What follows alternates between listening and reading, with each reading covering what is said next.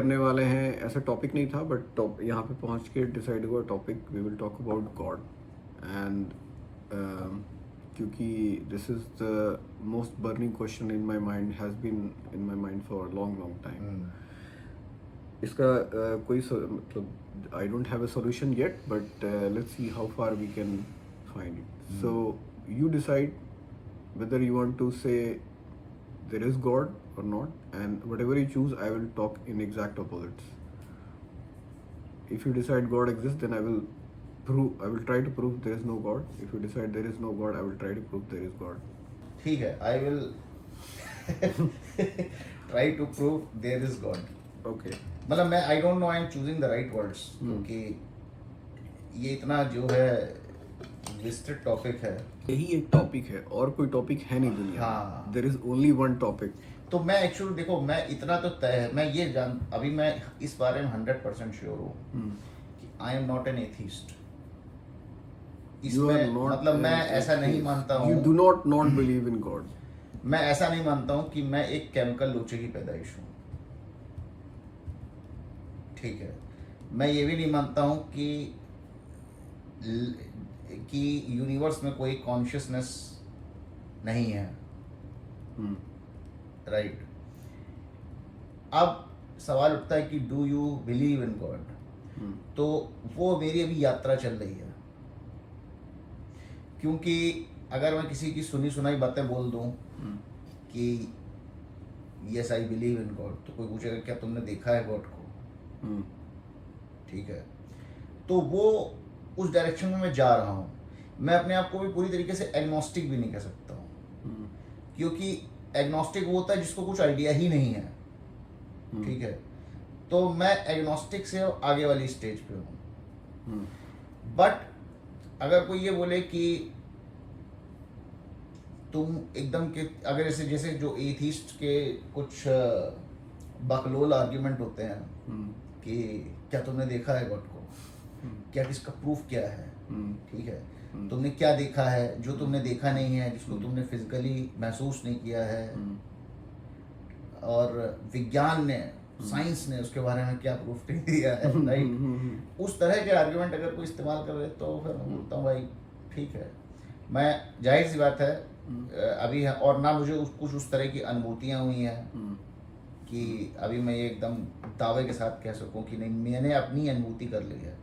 तो जहाँ तक मेरा स्टांस है कि मैं एथिस्ट तो 100% नहीं हूँ, मैं एग्नोस्टिक भी बचा नहीं हूँ, बट मैं इतनी अथॉरिटी से ये बात इसलिए नहीं कह रहा हूँ कि I believe in God, so that you no I just say what I have felt. तो ये मेरा ओपनिंग रिमार्क है, अब तुम बताओ।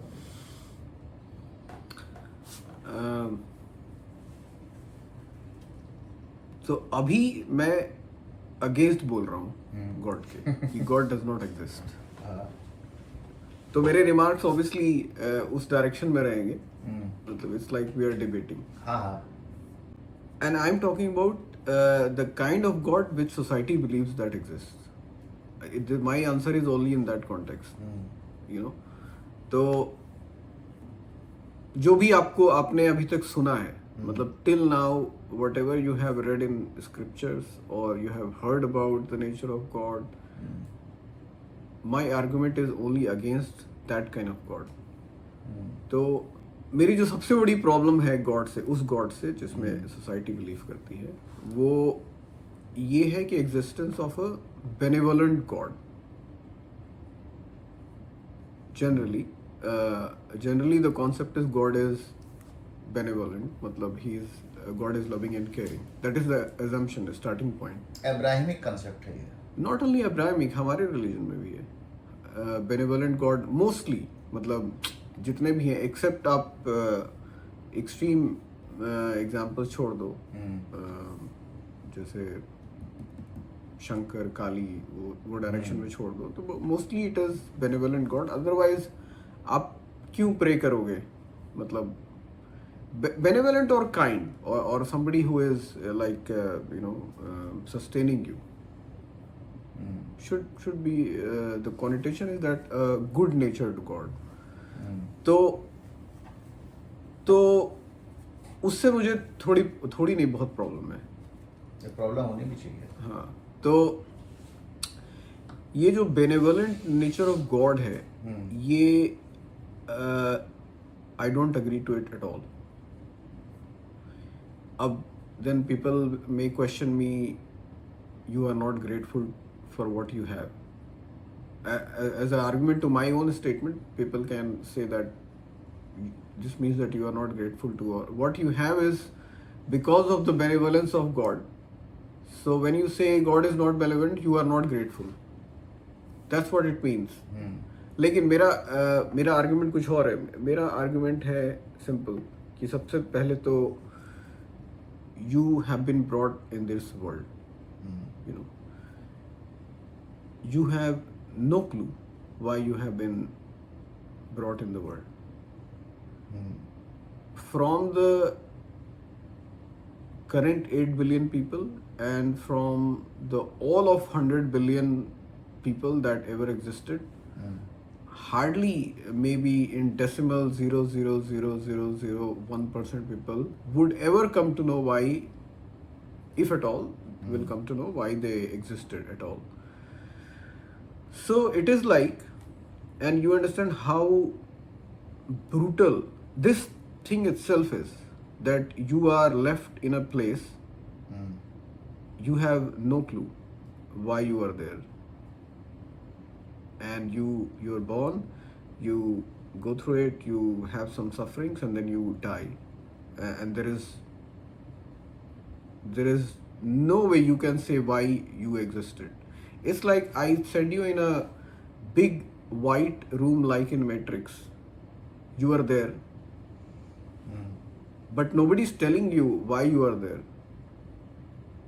You spend your time and then you die. Like there is no reconciliation of that. So the starting point of a human existence or any animal's existence is itself so brutal that I cannot accept the benevolence of God. And no matter what you do, like Albert Camus said, ki you can scream, shout at the universe for answers and you will never get any answer.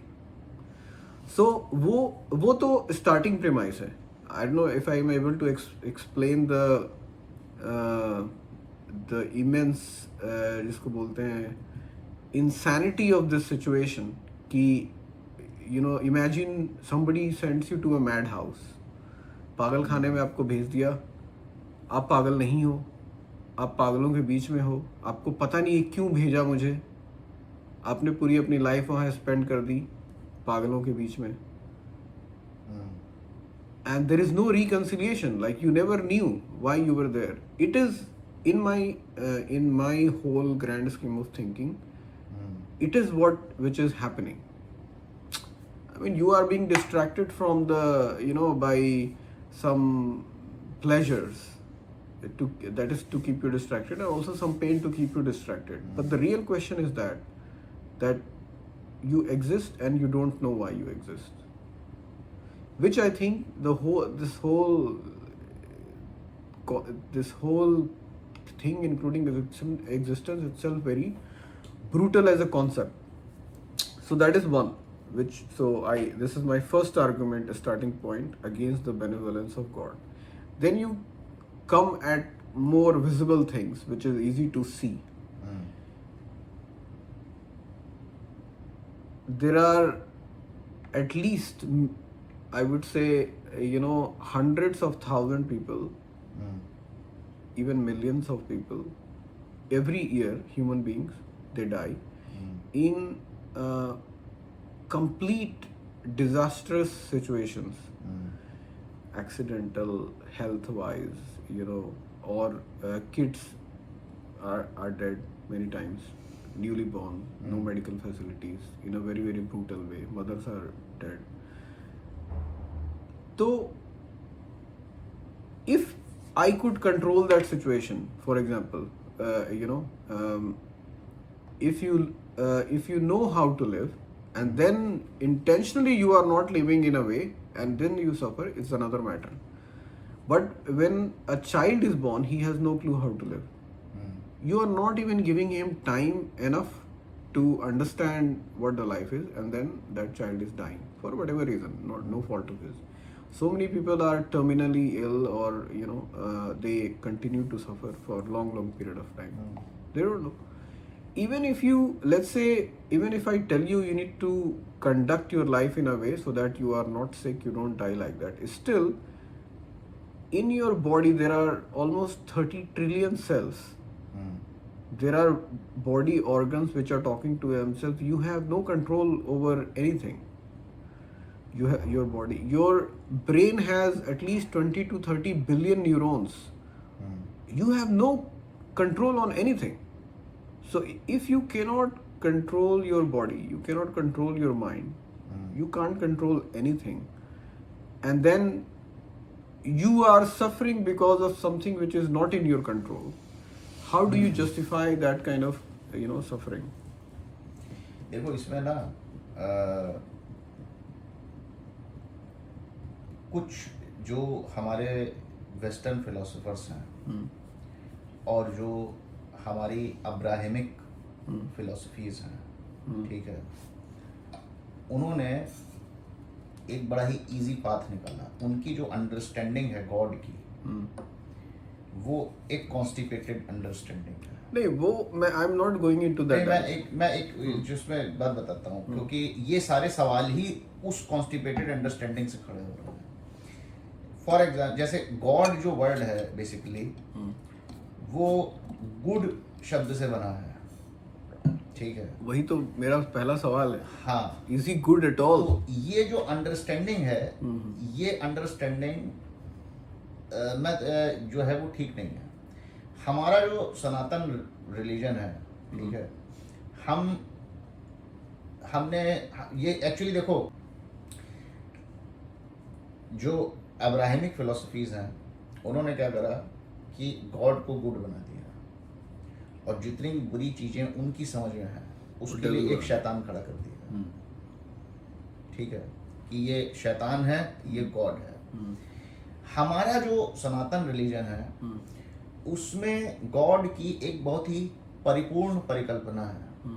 मतलब as a whole हम कभी भी चीज़ों को bifurcate करके नहीं देखते हैं, ठीक है. हम ये मानते हैं कि जहाँ पे जीवन है वहाँ संहार भी है, जहाँ पे जीवन मतलब हम पोलैरिटी में चीज़ों को देखते हैं, ठीक है. और हमने ये भी कहीं भी नहीं बोला कि हमारा गॉड जो है वो बेनेवोलेंट है.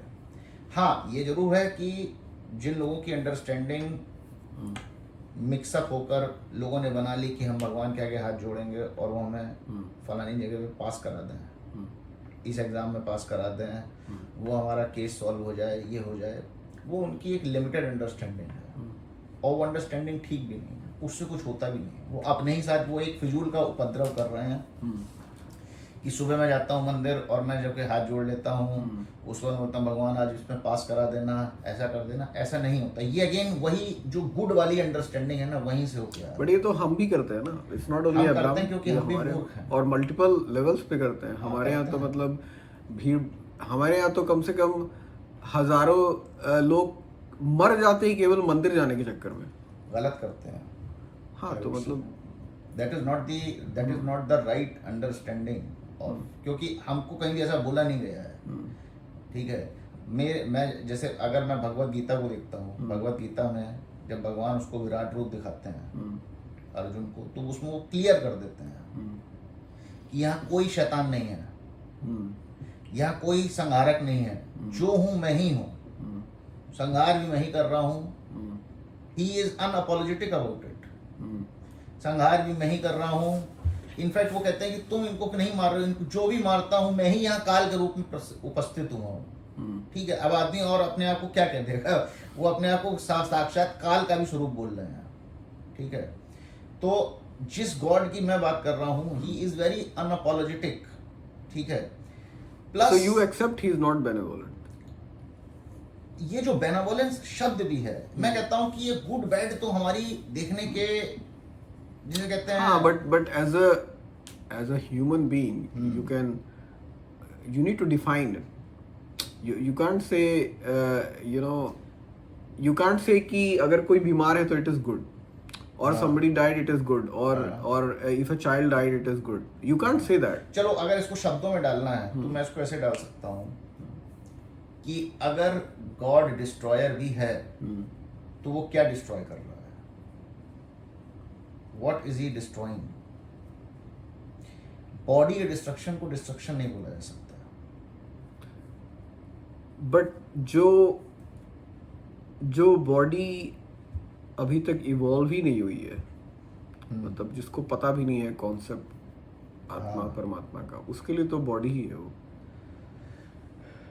उसके अंडरस्टैंडिंग से भी तो सोचो, मतलब गॉड की अंडरस्टैंडिंग से वो कर रहा है वो सही है, लेकिन जिसके ऊपर हो रही है उसकी भी तो अपनी कुछ अंडरस्टैंडिंग है ना उसको, मतलब अदरवाइज तो फिर ही इज व्हाट। तो एक क्वेश्चन मेरा इसमें ये है कि हमको कैसे पता कि वो इवॉल्व है कि नहीं है?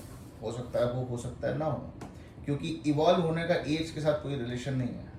नहीं बट यार जो न्यूली बॉर्न बच्चे हैं जो सफर कर रहे हैं या जो भी, या lot of people die in accidents, lot of people are killed in war, अब वो जो एक सेंटहुड में पहुंच चुका है, वैसे तो बहुत कम लोग होते हैं ना, जैसे बताया बहुत रेयर होते हैं, बाकी के लोग तो they think they are body mind, you know that they are there, so उनके लिए तो वही है। अब God can say that you know ये तो आत्मा अमर है, ये है, बट यार जो नॉर्मल इंसान है उसको क्या पता, मतलब उसके लिए तो what you are saying it doesn't mean anything. मुझे इस स्टेटमेंट से प्रॉब्लम है कि हम जब इंसान की बात करते हैं तो हम जनरली उसको इतना तुच्छ आदमी बना के बात करते हैं, एक उसको ना ट्रिविलाइज करते हैं कि ये नॉर्मल इंसान है या ऐसा है। क्यों नॉर्मल इंसान है भाई? तुम्हारी कॉन्शियसनेस क्यों नहीं आप अपने स्टैंडर्ड इतने लोग क्यों सेट कर रहे हैं? नहीं वो कर नहीं रहा, उसको पता ही नहीं है। स्टैंडर्ड सेट करना और नहीं करना बात तो तब आएगी ना जब उसको पता हो कि स्टैंडर्ड नाम की कोई चीज भी होती है। तो पता चलेगा वक्त के साथ। कब पता चलेगा? वो मर जाएगा तो पता चलेगा।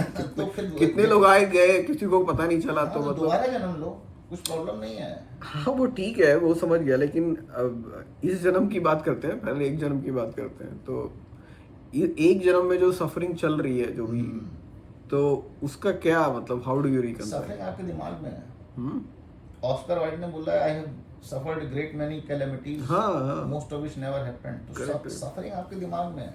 आप कैसे, मतलब देखो, इस बात का मैं आंसर इसलिए देने से बच रहा हूँ क्योंकि अगर हम इस बात का आंसर देंगे, कोई चलता हुआ आंसर, नहीं चलता हुआ आंसर नहीं तो चाहिए, होगा क्या कि वो एक पेंडोरा बॉक्स खोल देगा, उससे किसी कुछ भला नहीं होगा। मान लो मैं तुमसे बोलूं कि यार हमको ऐसा करना चाहिए, नहीं ये है दुनिया, ठीक है, सांत्वना का कुछ स्थान नहीं है, क्योंकि अगर तुमको मिलेगा तो कंप्लीट सोल्यूशन मिलेगा, वरना सोल्यूशन नहीं मिलेगा। सफरिंग तुम्हारे सामने किसी न किसी फॉर्म में आती चली जाएगी, क्योंकि तुमने उसकी जो कोर है, उसकी जो जड़ है, वो तुम्हारी अंदर है, तुम्हारे ही अंदर है। बाहर का एनवायरनमेंट हमको कभी सफरिंग नहीं देता है। बाहर का एनवायरनमेंट हमको कभी सफरिंग नहीं देता। फिजिकल सफरिंग तो दे ही सकता है, फिजिकल यू नो, किसी को रियल हेल्थ इशू है वो तो सफरिंग है। कोई किसी को आके मारे जा रहा है, पीट रहा है, तो कह सकते देखो, अब देखो इसमें भी हमारे पास एग्जांपल्स हैं हिस्ट्री में। जो सिखों के गुरु थे, उनके साथ मुगलों ने क्या नहीं किया? तेल में तलवा दिया, ठीक है, दीवार में चिनवा दिया सामने। तो ये हम मान सकते हैं कि जिसकी कॉन्शियसनेस इवॉल्व हो जाती है, उनकी मैं बात नहीं कर रहा हूँ, एक्सट्रीम फिजिकल सफरिंग को भी हाँ वो टॉलरेट कर सकते हैं, उनकी मैं बात नहीं कर रहा हूँ, क्योंकि वो रेयर है। मतलब लेट्स टॉक, मैं ये नहीं कह रहा हूँ कि वो उस लिमिट तक, मैं कह रहा हूँ कि अगर आपकी कॉन्शियसनेस धीरे धीरे भी इवॉल्व हो रही है, तो आप अपने लेवल की फिजिकल सफरिंग को भी जो है टॉलरेट कर सकते हैं, ठीक है। दूसरा एक हमको ये भी समझना है कि सफरिंग, जब हम कहते हैं फिजिकल सफरिंग, मुझे ऐसा लगता है कि अगर आप अस्पताल में लेटकर किसी मेडिकल कंडीशन से नहीं जूझ रहे हैं, उसके अलावा मुझे लगता है कोई फिजिकल सफरिंग मैं उसी की बात कर रहा हूँ। है नहीं। हाँ, मैं उसी की हाँ, बात कर रहा अब अगर आप मेडिकल सिचुएशन से जूझ रहे हैं तो आपके लिए ये और भी ज़्यादा इम्पोर्टेंट हो जाता है कि आप अपनी कॉन्शियसनेस को इवॉल्व करें, हूँ। क्योंकि बाकी लोग तो बच के निकल भी जाएंगे, आपके सामने तो जो फिजिकल सफरिंग है वो अपने पूरे प्रत्यक्ष रूप में आ चुकी है। सो चलो मैं साइकोलॉजिकल सफरिंग पे आते हैं, क्योंकि वो मेडिकल, चलो फिजिकल तो फिजिकल जो है सो है, क्योंकि ज़्यादा लोग माइंड में सफ़र कर रहे हैं, यू नो, मोस्टली। तो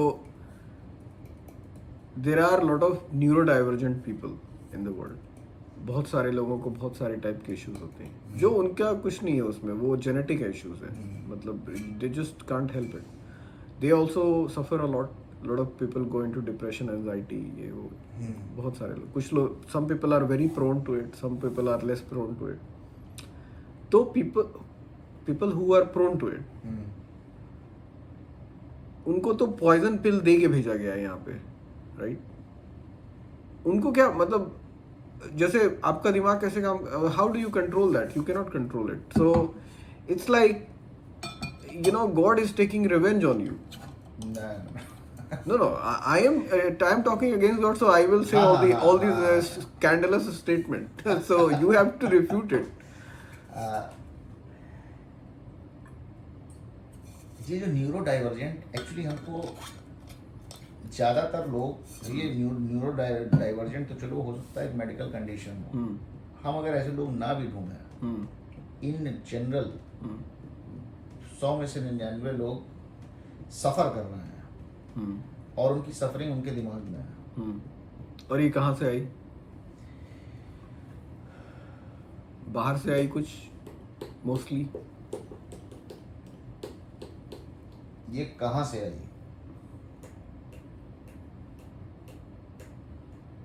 मुझे पता है कहाँ से, मुझे I know the answer, but I am just, कोई भी सफरिंग आपकी जो होती है, मैं इसमें बहुत डीप में जा सकता हूँ क्योंकि मेरा दिमाग उस टाइप से काम करता है। तो मान लो कि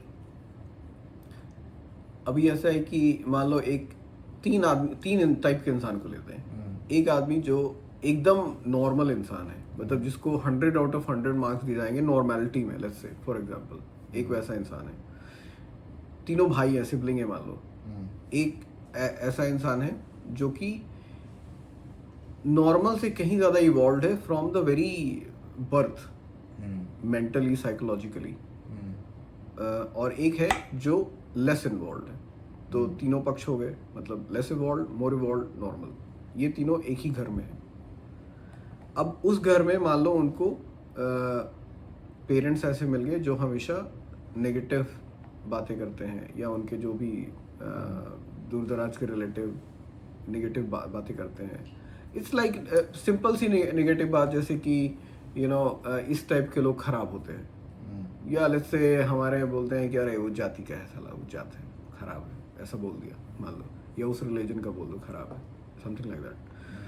अब वो चीज़ तीनों के दिमाग में एक तरीके से गई, ठीक है, या कोई कॉन्सेप्ट तीनों के दिमाग में, तीनों ने सुना एक साथ। जो नॉर्मल इंसान है वो उसको maybe as it is accept कर ले, जो इवॉल्व है वो उसको रिफ्यूट कर दे कि नहीं, इसमें कोई लॉजिक नहीं इस बात में, वो उसको इमीडिएटली डिनाई कर दे। और जो थोड़ा सा लेस कैपेबल है या जो एक्सट्रीम डायरेक्शन में है, वो उसको एज इट इज एक्सेप्ट करके और उसमें तेल मसाला डाल के अपने दिमाग में उसको बिठा ले कि भाई इस टाइप के लोग तो ऐसे ही होते हैं। मतलब उसको मान लो कि वो बड़ा होके एक्सट्रीमिस्ट बन जाएगा वो बंदा। जो इवॉल्व है he will just say you know he will reject any kind of negativity. और जो नॉर्मल बंदा है वो भेड़िया इंसान जो भीड़ चाल में वो चलता रहेगा। तो अब आपके दिमाग में जो भी इंफॉर्मेशन तो सेम आई, लेकिन आपने प्रोसेस उसको अलग अलग तरीके से किया। लेकिन जो आपकी प्रोसेसिंग कैपेबिलिटी है वो बाहर से थोड़ी आई है, वो तो आपके अंदर है। मतलब that you will agree that your processing is inside you, you don't gain it, you just work on it internally. तो जब आपकी प्रोसेसिंग इंटरनल है, जो आपको गिवन है, मतलब you don't change it, you don't evolve, it is what it is. तो जब ये पहले से आ रही है कहीं से, तो इसका मतलब है कि again you don't have any control on it. नहीं, इसमें दो तीन हमने एजम्पशन जो लिए हैं ना, हाँ। एक तो हमारी जो अंडरस्टैंडिंग है, जो भी क्षमता है, वो स्टैटिक नहीं है। तो वो क्षमता भी इवॉल्व हो रही है। दूसरा, ये जो बट इवॉल्व कौन कर रहा है, तुम कर रहे हो या अपने आप इवॉल्व हो रही है? हाँ, इस पे मैं आता हूँ। वो एक, तुम ऐसे समझो, एक प्रकृति जो है वो एक सिस्टम है, वो सिस्टम अपने आप काम कर रहा है, ठीक है। दूसरी बात, मुझे ये जो होल सफरिंग का जो नोशन है, देखो, जैसे हम लोग ने पहले भी कई बार डिस्कस किया है कि हर सिचुएशन किसी भी आदमी की सिचुएशन एक एवेंचुअली एक जीरो सम होती है, ठीक है। हम जब किसी को देखते हैं ना कि ये आदमी बहुत सफ़र कर रहा है, हम बहुत अच्छी उसमें हैं, या हम बहुत बुरी सिचुएशन में हैं और ये आदमी बहुत सफ़र कर रहा है, तो हमारे पास कभी कंप्लीट व्यू होता ही नहीं है। तो ये जो कंप्लीट सफरिंग का जो नोशन है कि ये सफ़र कर रहा है, बट हमारा, देखो आप समझो, एक आदमी बहुत गरीब है, मान लो गरीब है, तो दुनिया के हिसाब से वो गरीब है, उसके पास फाइनेंशियल इश्यूज हैं, मगर उसके पास उसकी हेल्थ जो है परफेक्ट कंडीशन में, ठीक है। और आप बहुत अमीर हैं और आपकी जो हेल्थ वो एकदम मेस्ड अप है, तो आप किसको बोलेंगे कौन सफ़र कर रहा है? नहीं, बट मैं एक्सटर्नल जजमेंट की बात नहीं कर रहा हूँ। दूसरी एक बात मैं और से बोल रहा हूँ कि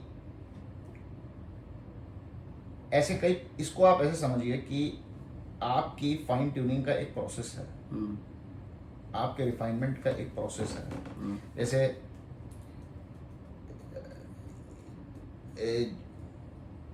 बच्चे, किसी जो बच्चे जो अंडे देती हैं प्रजातियां, उनके बच्चे अंडे में दबे होते हैं, अंडे में वो एक जो है सफ़र कर रहे होते हैं।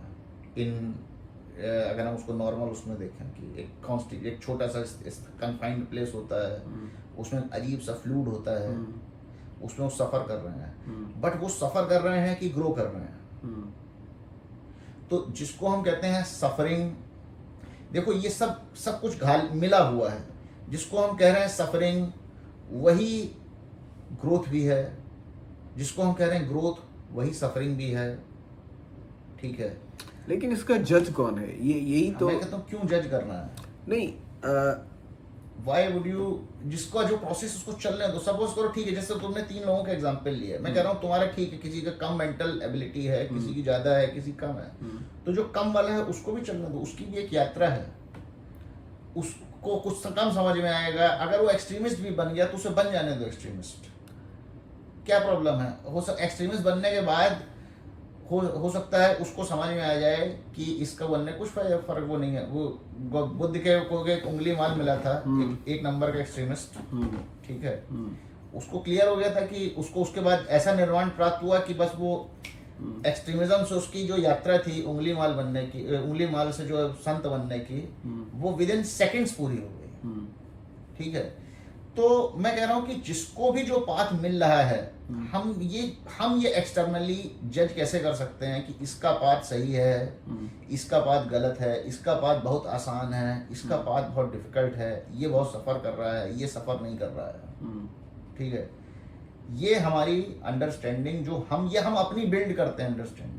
नहीं, हमें जज नहीं करना है, वो उसको जज करना है जो सफर कर रहा है। अगर मान लो जो आदमी सफर कर रहा है वो खुद से आके चल के तुमको बोल रहा है कि I am suffering, then how can you say no he is suffering, मतलब he is really suffering, whatever, I mean you can decide for him. मैं इसको ये नहीं कह सकता हूँ कि तुम सफर नहीं कर, बट मैं उसको सांत्वना में कैसे दूंगा? चलो बताओ, अगर मेरे सामने कोई आदमी आया है और बोल रहा है आई एम सफरिंग, और मैं उसके, देखो भले ही मैं बड़े ही प्रेम से, बहुत ही कंपैशनेट होकर, बड़े ही शब्दों का सावधानी पूर्वक चुनाव करके ही उसको बोलूंगा, बट उसको बोलूंगा तो मैं सच ही, मुझे उसको यही बोलना पड़ेगा कि इस सफरिंग से तुम ही निकल सकते हो, and most of it is in your mind, क्योंकि यही हकीकत है।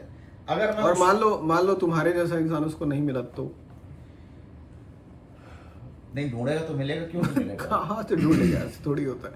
मतलब कितने लोग हैं जो आपकी मेंटल सफरिंग को एलिवेट कर सकते हैं, और कितने लोगों के पास एक्सेस है, वो भी चीज़ है।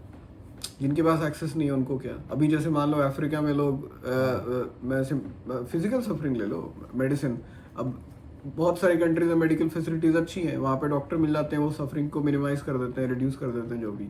जहाँ पे फैसिलिटीज नहीं है वहाँ पे लोग सफ़र करते रहते हैं। उसी तरीके से मेंटल सफरिंग का भी वैसा ही है। अभी इंडिया में हमारे बहुत सारे सेंट्स हुए, बहुत सारे फिलोसफर हुए, बहुत सारे ज्ञानी हुए, तो वो जो ह्यूमन मेंटल सफरिंग है उसको वो एलिविएट कर सकते हैं। लोग उनके पास जाते हैं, उनको थोड़ा रिलीफ होता है। बट हर कंट्री में हर जगह ये पॉसिबल नहीं है वैसे लोग। इसीलिए मैंने ये सवाल पूछा था कि अगर तुम्हारे जैसा इंसान नहीं मिला तो क्या करेंगे वो।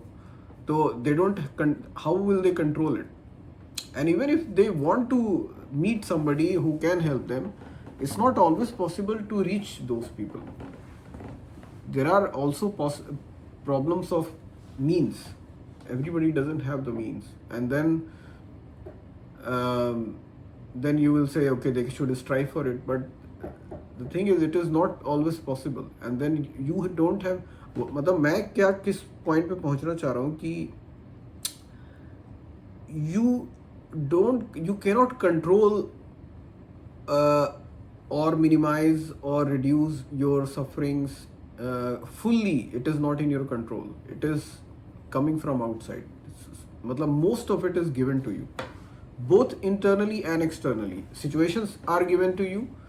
Your own mental makeup, physical makeup is given to you.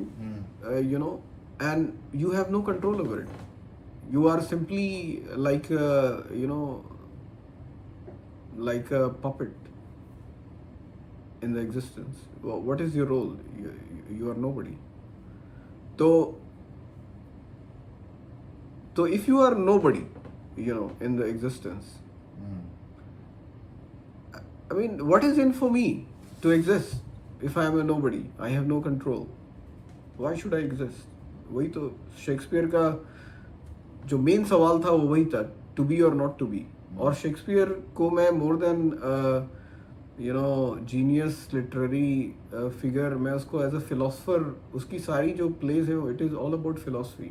Even this is the core question. और यही क्वेश्चन सब ने पूछा है, अरिस्टोटल, प्लेटो, इन अलग अलग फॉर्म, डायग्नीज, उसने बोला है I don't see a difference between drinking a cup of coffee or shooting in my head myself. So because this is the main question, if you have no control or zero control, then you are nothing. If you are nothing, then why do you exist in the first place? Because you have almost no control on your existence. And I'm saying demeaning things, but you are really a nobody in the system or existence. Then why do you exist? What's the point of all of it? Which is the main question. And then from this, if you extrapolate this, then you will reach a point where I can say our existence is so brutal. Not the whole existence, but as a human being, our existence is so brutal that you have the brain, you have enough brain to understand that you are not able to find the reason of it.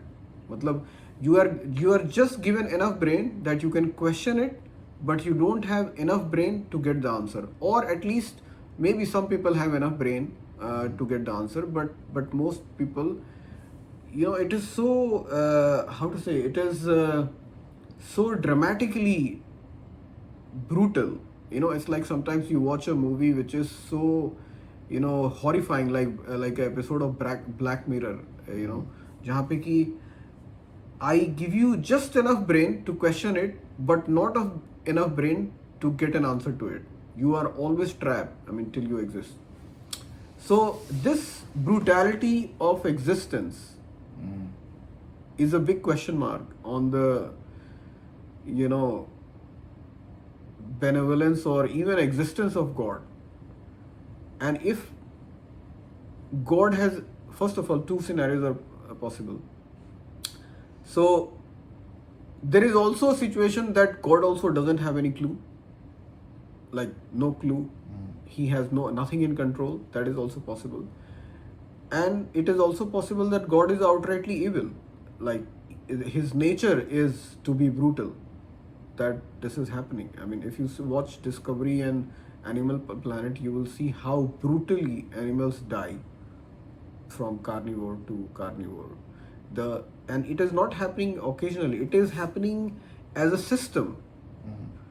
Carnivores have to eat herbivores to exist. It is a day-to-day job, and herbivores die brutally most of the time.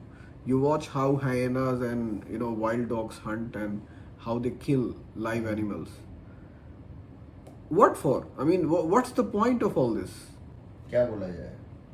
देखो, जैसे you cannot, no matter how many arguments you give to the even I saw a really brutal video of an animal. So there is a buffalo. Buffalo is just about to give birth. The calf is half in and half out, and a hyena comes, pulls the leg of the calf, which is not yet born, half born, and then most of the hyenas come and they immediately tear it apart and eat it. To the mother buffalo and to the calf buffalo, no matter how many arguments and philosophy and logic and scripture you give, for them it is real suffering.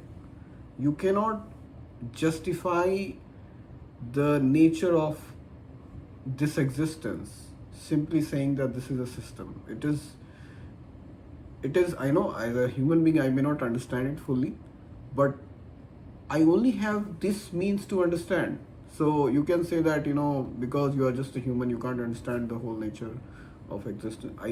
Okay, I accept this. But then this is the tool I have. I can only interpret things from the tools I have. देखो, ये जो तुम बोल रहे हो ना, और जितने भी तुमने ये फिलोसोफर्स के नाम लिए हैं, एक्चुअली ये मुझे जो पश्चिम और वेस्ट का जो चिंतन है उसकी सबसे बड़ी प्रॉब्लम लगती है।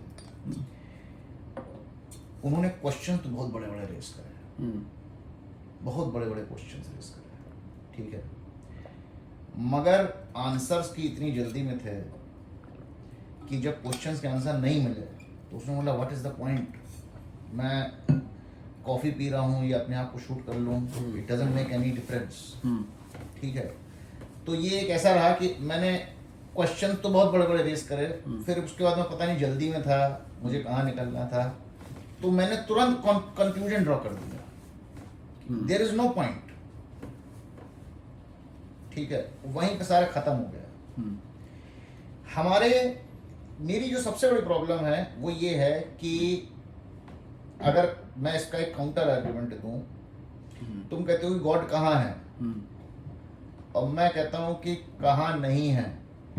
तुम जहां कहीं भी अपने अगल बगल क्रिएशन होती देखते रहे हो, ठीक है, हम लोग यहाँ पे जो क्रिएशन कर रहे हैं, whenever there is a creation happening, ठीक है, कहीं एक फूल खिल रहा है,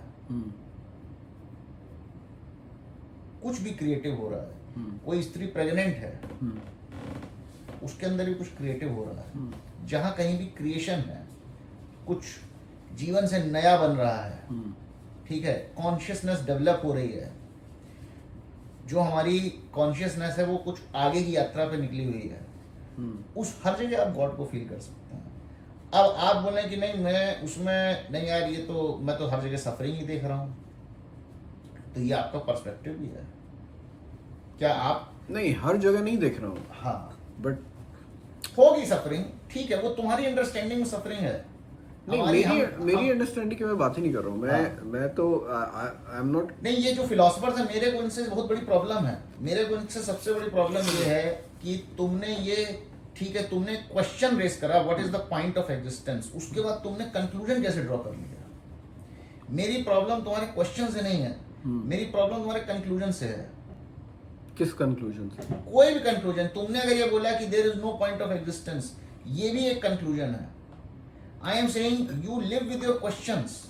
नहीं, ये कंक्लूजन नहीं है, ये भी एक क्वेश्चन है। What is the point of नहीं, जैसे उसने बोला कि मैं गोली मार लूं या कॉफी पी लूं, मेरे लिए कोई डिफरेंस, ठीक है, वो तुम्हारा एक कंक्लूजन, तुम्हारे लिए अभी कोई डिफरेंस नहीं है, मगर इवेंचुअली बट ये डिफरेंस तो हमारे सेंट्स का भी है। क्या, हमारे जो महात्मा भी, उनके लिए भी सब चीजें समान है, मतलब उनको कोई फर्क नहीं पड़ता, आप उनको जहर दे दो, खाना दे दो, तो उनके लिए भी वही है। उनके लिए वही है। तो ये क्वेश्चन है। तो अब हम एक बहुत क्लासिक जगह पहुंचे हैं। अब मुझे देखो क्या होता है, हमारे यहाँ एक महावाक्य है, अहम ब्रह्मास्मि, ठीक है। अब ये वाक्य जो है, अगर एक टोटली एनलाइटेंड बीइंग बोले, ठीक है, और एक अटर इगोइस्ट कंसीटेड बास्टर्ड, ठीक है, दोनों ही इस वाक्य को बोल सकते हैं। एक एनलाइटेंड जिसको बुद्धत्व प्राप्त हो चुका है, वो आदमी जब बोलेगा अहम ब्रह्मास्मि, वो उसका जो कॉन्टेक्स्ट होगा, वो बोलेगा कि सब कुछ ब्रह्म है, तो मैं भी ब्रह्म ही हूं, क्योंकि मेरे ब्रह्म ना होने की कोई संभावना ही नहीं है, क्योंकि सब कुछ ब्रह्म है। और जब एक अहंकारी, मतलब खतरनाक अहंकारी, जो अपनी टी शर्ट में लिखवा के आता है अहम ब्रह्मास्मि, वो बोलेगा मैं ही ब्रह्म हूँ, मैं ही सेंटर ऑफ द यूनिवर्स हूँ, मेरे अलावा कुछ है ही नहीं, राइट। इसका एग्जाम्पल मैंने इसलिए दिया क्योंकि ऐसे आपको कई विरोधाभास मिलेंगे जिंदगी में, जहां पर एक ही स्टेटमेंट आप बोले यार ये तो उसने भी बोला, वो तो उसने भी बोला, मगर दोनों की स्थिति डिफरेंट थी, इंटरनल, दोनों की इंटरनल स्थिति डिफरेंट है। एक आदमी के मुंह से वही बात एक अलग इफेक्ट पैदा कर रही है, एक अलग कॉन्टेक्स्ट से आई है, एक अलग तल से आई है। दूसरे आदमी के मुंह से वही बात एक अलग तल से आई है। तो हम कभी भी स्टेटमेंट्स को कंपेयर करके, किसी दो आदमियों के स्टेटमेंट्स को कंपेयर करके हम कभी ये नहीं बोल सकते कि जो है उनकी अंतर की मनोदशा क्या थी और उनका जो लार्जर इम्प्लीकेशन था वो क्या है। तो मुझे लगता है कि पश्चिम की जो फिलॉसफी है, क्वेश्चंस वो रेस करती है, क्वेश्चंस ठीक है, बट उसके बाद उसने जो आंसर्स दिए हैं वो इतने गए गुजरे हैं कि उनसे किसी का भला नहीं होगा, कोई भला नहीं होगा। नहीं, पश्चिम पूरब की फिलोसफीज वगैरह छोड़ दो, मतलब we are just talking based on our experience, मतलब forget about all the philosophies and scriptures, what do you really think about this particular. चलो, अगर मेरे सामने कोई आदमी सफर करता हो आया, बहुत सफर कर रहा है बेचारा, बहुत सफर कर रहा है, मैं उसको ऐसा क्या बोल दूं कि उसकी सफरिंग एलिविएट हो जाए। मान लो मैंने उसकी सफरिंग को वैलिडेट कर दी, ठीक है, वैलिडेट कर दिया, but now you have to come out of that suffering. What is the way forward? मैं अगर बोलूं कि भाई गॉड जो है, भाई यार तुम्हारे साथ बहुत गलत हुआ, ये ऐसा है फलाना का, उससे तुमको कुछ लाभ नहीं होगा। I am telling you this, मतलब कुछ तो, unless you change inside. But वहीं पे मैं वापस आ रहा हूँ, unless you change inside जो तुमने बोला ना, how I don't have any means to change inside. क्यों ऐसा बोलते हो कि you don't have any means? I'm just giving, not me but lot of people may not have. कोई भी हो, ये चीज इंटरनल होती है, वो घटना आप कभी भी इसको, ये जो प्रॉब्लम है ना, प्रॉब्लम ये कि अगर तुम इसका पूरा ये डिनाई कर दो कि नहीं आई डोंट हैव अ मींस, और मैं आपको ये भी बता दूं कि ये चेंज होने के लिए external means are totally useless. जैसे for example people who reach into extreme depression और anxiety, they don't have the means, मतलब दे नीड एक्सटर्नल हेल्प। हाँ, तो तुम्हें मिलेगी एक्सटर्नल हेल्प, डिवाइन इंटरवेंशन मिलेगी, डोंट वरी। यार अगर डिवाइन इंटरवेंशन मिलती तो इतने लोग डिप्रेशन में सुसाइड क्यों करते? देखो, कर्मों की गति बहुत गहन है, मैं इसलिए मैं समझ गया, वो मैं नहीं जा सकता। हाँ। बट ये बात बिल्कुल सही है कि हमारी जिंदगी में कुछ ऐसी सिचुएशंस क्रिएट होती हैं जब, मतलब समझो एक ऐसी लाइन है, उस लाइन के इस तरफ डिप्रेशन है और इस तरफ स्पिरिचुअल एनलाइटमेंट है, करेक्ट। ठीक है। अब मैं सिर्फ इतना ही कह सकता हूँ कि God but bless who chooses, God bless you. वही ठीक पे है। मैं आ रहा हूँ कि तो- why would God bless anyone हाँ। दिस साइड और दैट साइड? इज ही अ जज मेरी- और इज ही अ अकाउंटेंट? मतलब व्हाट इज, या why he again, would not, मैं इसमें ये बोलूँगा, क्योंकि मैं जो ये फिलोसफर्स होते हैं इनकी तरह मैं देखो मैं इन फिलोसफर्स की बात नहीं कर रहा हूँ मैं, ठीक है। सिंपली एक आर्गुमेंट रख रहा हूँ, फॉरगेट हाँ। About western philosophers. तो यार इसमें देखो ये इसमें Why भगवान would not God push everybody into the enlightenment side? Why God will push some people in depression side and then they take suicide? ये क्वेश्चन है। अब ये यही तो हमारा कर्म पहला होती सवाल ही है। यही है। हाँ। हमारा फर्स्ट जो मेरा आर्गुमेंट वही था कि God is not benevolent and God is not नहीं, उसको सिंपैथेटिक। बेनेवोलेंट मत कहो। God is क्योंकि not देखो, kind. जिसको भी तुम सफरिंग कह रहे हो और जिसको भी तुम डिस्ट्रक्शन कह रहे हो, वो सब वर्थ डिस्ट्रॉइंग ही है। जैसे अगर कोई बोले कि गॉड इज द डिस्ट्रक्टर, उसने क्या बनाया, इसने लड़ाई, क्या है, it is all worth destroying. इसको इसीलिए इसको बुरा नहीं माना जाता। ठीक है, इसको बुरा नहीं माना जाता। जैसे हम लोग के यहाँ कंसेप्ट है कि शिवा इज द डिस्ट्रॉयर। मुझे उस कॉन्सेप्ट से कोई प्रॉब्लम नहीं है हाँ। कि God is a destroyer. I have no problem with that concept. हाँ। I have a problem with destroyer of what, ये क्वेश्चन है। समझो, जब हम डिस्ट्रॉयर को बोलते हैं तो हमें एक अलग इंटरप्रिटेशन होता है, बट फिर हम पूछेंगे डिस्ट्रॉयर ऑफ व्हाट?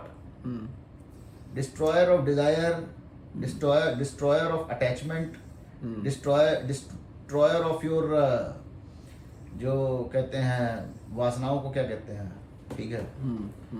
तो ऐसे डिस्ट्रॉयर को आप डिस्ट्रॉयर कहेंगे? In no, it is not a destroyer. और ये क्वेश्चन बिल्कुल सही बात है कि ये जो क्वेश्चन है कि जैसे अभी हमने डिस्कस किया कि एक लाइन के इस तरफ डिप्रेशन है और दूसरी तरफ स्पिरिचुअल एनलाइटमेंट है, ठीक है। अब आप किस तरफ जाएंगे, इसमें कहीं ना कहीं एक डिवाइन इंटरवेंशन चाहिए होता है। वो डिवाइन इंटरवेंशन हो सकता है मुझे आज नहीं मिला, बट मेरे पास ये मानने को कोई रीजन नहीं है कि वो डिवाइन इंटरवेंशन मुझे आगे नहीं मिलेगा, ठीक है। हो सकता है इस जन्म में ना मिले, हो सकता है इस जन्म में ना मिले तो अगले जन्म में मिल जाएगा। लेकिन फिर इस जन्म का क्या? इस जन्म का क्या? यात्रा है, यात्रा है, हमारी सबकी जर्नी है। देखो, ये तो सोसाइटी के बनाए हुए नोशन है कि हम आंख बंद करके ध्यान लगाएंगे और उसके बाद ऐसा करेंगे तब हम भगवान मिलेगा या तब हमें एनलाइटमेंट मिलेगा। ऐसा नहीं है। एनलाइटमेंट लोगों को कई डिफरेंट तरीकों से मिलता है। बट एनलाइटनमेंट क्यों चाहिए? एनलाइटनमेंट क्यों चाहिए? हाँ, मतलब यू आर सेइंग कि यात्रा है, ये जर्नी है। नहीं, तुमको क्यों नहीं चाहिए भाई? तुम अपनी नहीं, पहले प्योर तो कॉन्शियसनेस को पहले तो पहचान क्यों जाते हो। पहले तो क्यों चाहिए, वो सवाल है। तुम अगर अपनी प्योर कॉन्शियसनेस को पहचान जाते हो तो तुम्हारी जिंदगी के सारे उपद्रव खत्म हो जाते हैं। मतलब अगर तुम्हारी सारा मसला सफरिंग से ही शुरू हुआ था तो, और तुम्हें सफरिंग से ही अगर मुक्ति पानी है तो उसका एक तरीका सिर्फ एनलाइटनमेंट ही है और कोई तरीका ही नहीं है। तो अगर आप सफरिंग को लेके इतने सेंसिटिव हैं तो फिर आपको देन यू दैट इज तब तो आपको 100% एनलाइटनमेंट की खोज करनी चाहिए। मुझे सफरिंग नहीं चाहिए, मुझे एक एटर्नल स्टेट ऑफ ब्लिस चाहिए। तो it is possible only in that way, और कोई तरीका नहीं है। और मैं किसी को कैसे सांत्वना दी जा सकती? मान लो किसी का बच्चा मर गया, सपोज करो किसी का एक 25 साल का बेटा मर गया एक्सीडेंट, तुम उस बात को सांत्वना कैसे दी जाती? हम अननोइंगली ये काम करते हैं। हम बोलते हैं एक दिन सब कुछ छोड़ के जाना है, अरे शरीर है, this is the only way, there is no other way. हम उसको लाख कह दें, अरे यार तुम्हारे साथ बहुत गलत हुआ, तुम्हारे साथ ऐसा हुआ, नहीं मैं तुम्हारी बात समझ रहा हूँ, तुम्हारी जिंदगी अब झंड हो चुकी है, ठीक है। थोड़ी देर बाद वो आदमी खुद ये रियलाइज करेगा कि यार ये कहाँ से आ गया है, ठीक है। तो मुझे ऐसा लगता है कि अगर आप किसी को उसकी सफरिंग से निकालना चाहते हैं तो उसको थोड़ा जो है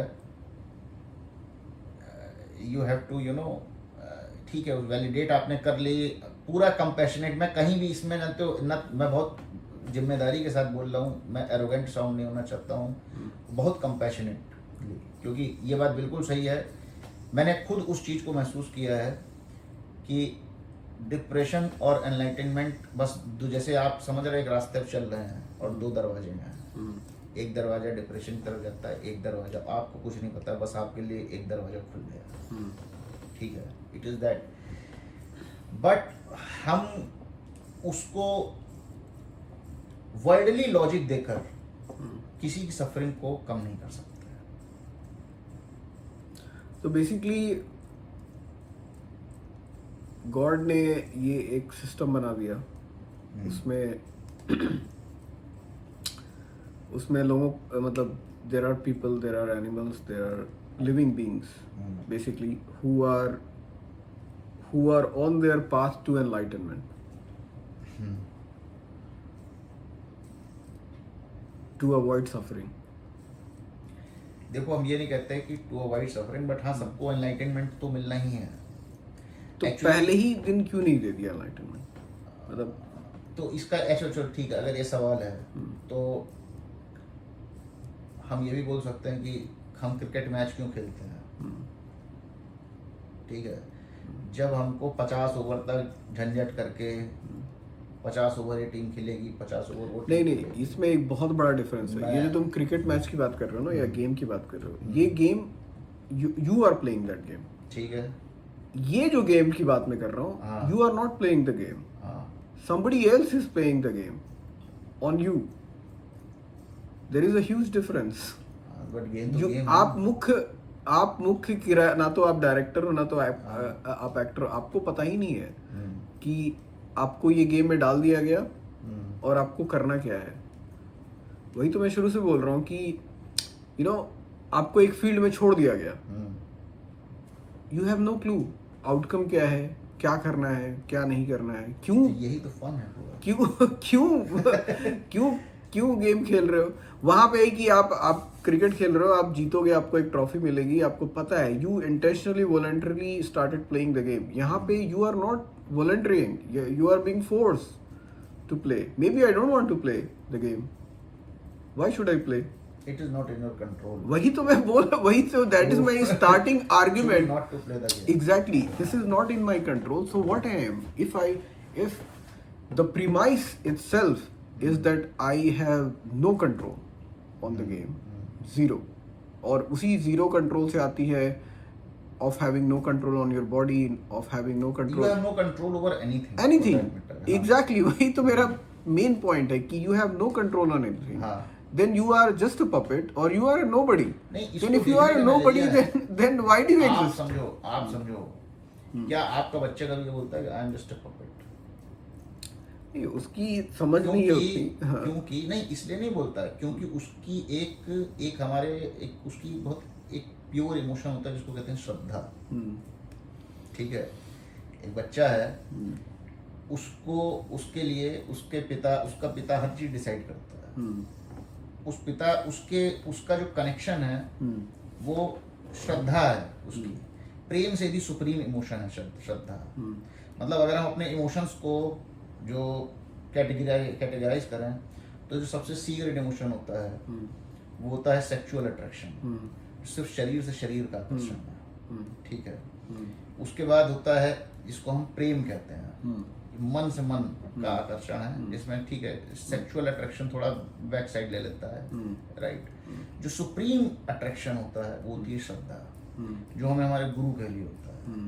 प्रेम आप कह सकते हैं कि दो फ्रेंड्स के बीच कनेक्शन हो सकता है, फ्रेंड्स के बीच में हो सकता है, क्लिक हो गया, कुछ कनेक्ट हो गया। तो हमारे तो जो श्रद्धा है, राइट, उसमें वो जब आपके अंदर आ जाती है तब आपके अंदर समर्पण आता है, ठीक है।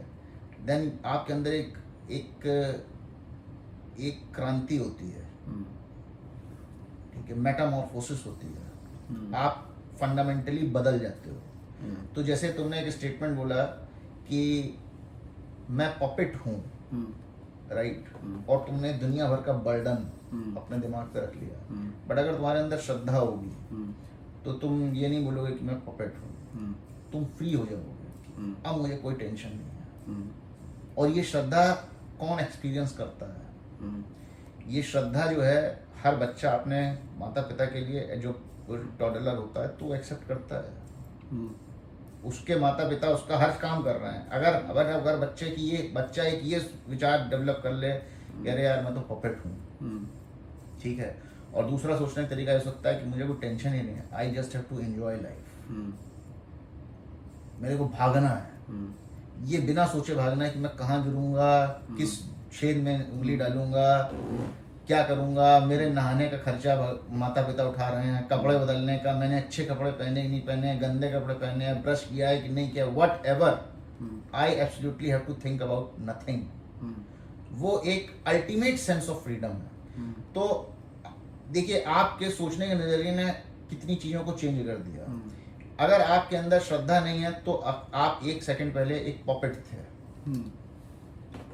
और जब आपके अंदर श्रद्धा आ गई तो आप उस पॉपेट से एब्सोल्यूट फ्रीडम तक पहुंचने में आपको एक सेकंड लगा, क्षण भर लगा। इसी को ओशो भी कहते हैं, जब वो कहते हैं कि तुम नदी के साथ बहो, तुमको क्यों नदी के साथ जो है नदी के अगेंस्ट तैरना है, just free, B free, free from, why would you, free from everything, everything. तुमको तो सिर्फ जीवन का आनंद लेना है। जब तुम ये समझ चुके हो कि तुम्हारे कंट्रोल में कुछ भी नहीं है, अगर आप इतने समझदार हैं, आपको समझ में आ चुका है कि आप कंट्रोल में कुछ नहीं, तो फिर आप कंट्रोल करने की कोशिश ही क्यों कर रहे हैं? फिर तो एक मजे की बात है, मतलब जैसे हम लोग ट्रेन में बैठते हैं, ट्रेन भी अपने हिसाब से चल रही होती है, हमारे कंट्रोल में कुछ नहीं होता, लेकिन हमें पता होता है कि हमें जाना कहाँ है। पता लग जाए, मतलब पता होता है जाना कहाँ है, उससे क्या फर्क पड़ता है? हम फर्क तो पड़ता है, मैं रैंडम ट्रेन में तो नहीं बैठूंगा, मैं बैठ भी सकते हो। ऐसे ट्रैवलर होते हैं जो सिर्फ एक्सप्लोर करने के लिए जो है करते हैं, समझे बात? तो ये एक हम इसी को हमारे एक श्लोक है, श्रद्धावान लभते ज्ञानम, बहुत बड़ा स्टेटमेंट है ये। जिसके पास वो, हम जनरली इसको बड़े ही कैजुअली यूज करते हैं कि तुमको गुरु को सम्मान करना चाहिए, ठीक। श्रद्धा जिसके पास, it is the highest form of, you can say love भी मैं नहीं कह सकता हूँ, इमोशन भी नहीं कह सकता हूँ, क्योंकि ये अलग ही चीज है। और जिसके पास ये आ जाती है उसको ज्ञान की तत्काल प्राप्ति हो जाती है, देयर इज नथिंग लेफ्ट। तो ये जो बातें हैं, जो तुमने सवाल उठाए हैं, वो सवाल अपनी जगह हैं, मगर उन सवालों का जवाब भी जिस तरीके से लोग एक्सपेक्ट करते हैं, अगर उस तरीके से दिया जाए तो वो उपद्रव बढ़ता चला जाएगा, ठीक है। तो हमको आना तो यही समझना तो यही पड़ेगा कि इवेंचुअली मेरे पास अपनी चेतना को जागृत करने के अलावा, और वो जागृत मैं कैसे करूँगा, उसके लिए मुझे अगेन जो हम लोग ने एक बार डिस्कस किया था कि जब प्यास इतनी ज़्यादा बढ़ जाएगी तो अपने आप जागृत हो जाएगी। इसीलिए मैं, जो जेन्युइन एथीस्ट होते हैं, एथीस्ट क्या, जो क्वेश्चन पूछते हैं, ठीक है, क्वेश्चन पूछने में कुछ बुराई नहीं है। तो जो लोग एथिस्ट होते हैं, पर्टिकुलरली जो people who don't believe in God, उनकी लाइफ कोई बुरी तो नहीं होती है, मतलब उनकी लाइफ कैसे बता, उनकी लाइफ भी वी डोंट नो, नहीं, इट्स नॉट अबाउट, मतलब उनकी ओके बुरा, गुड एंड बैड से ऊपर उठ के you can say their life is not dramatically different from our life,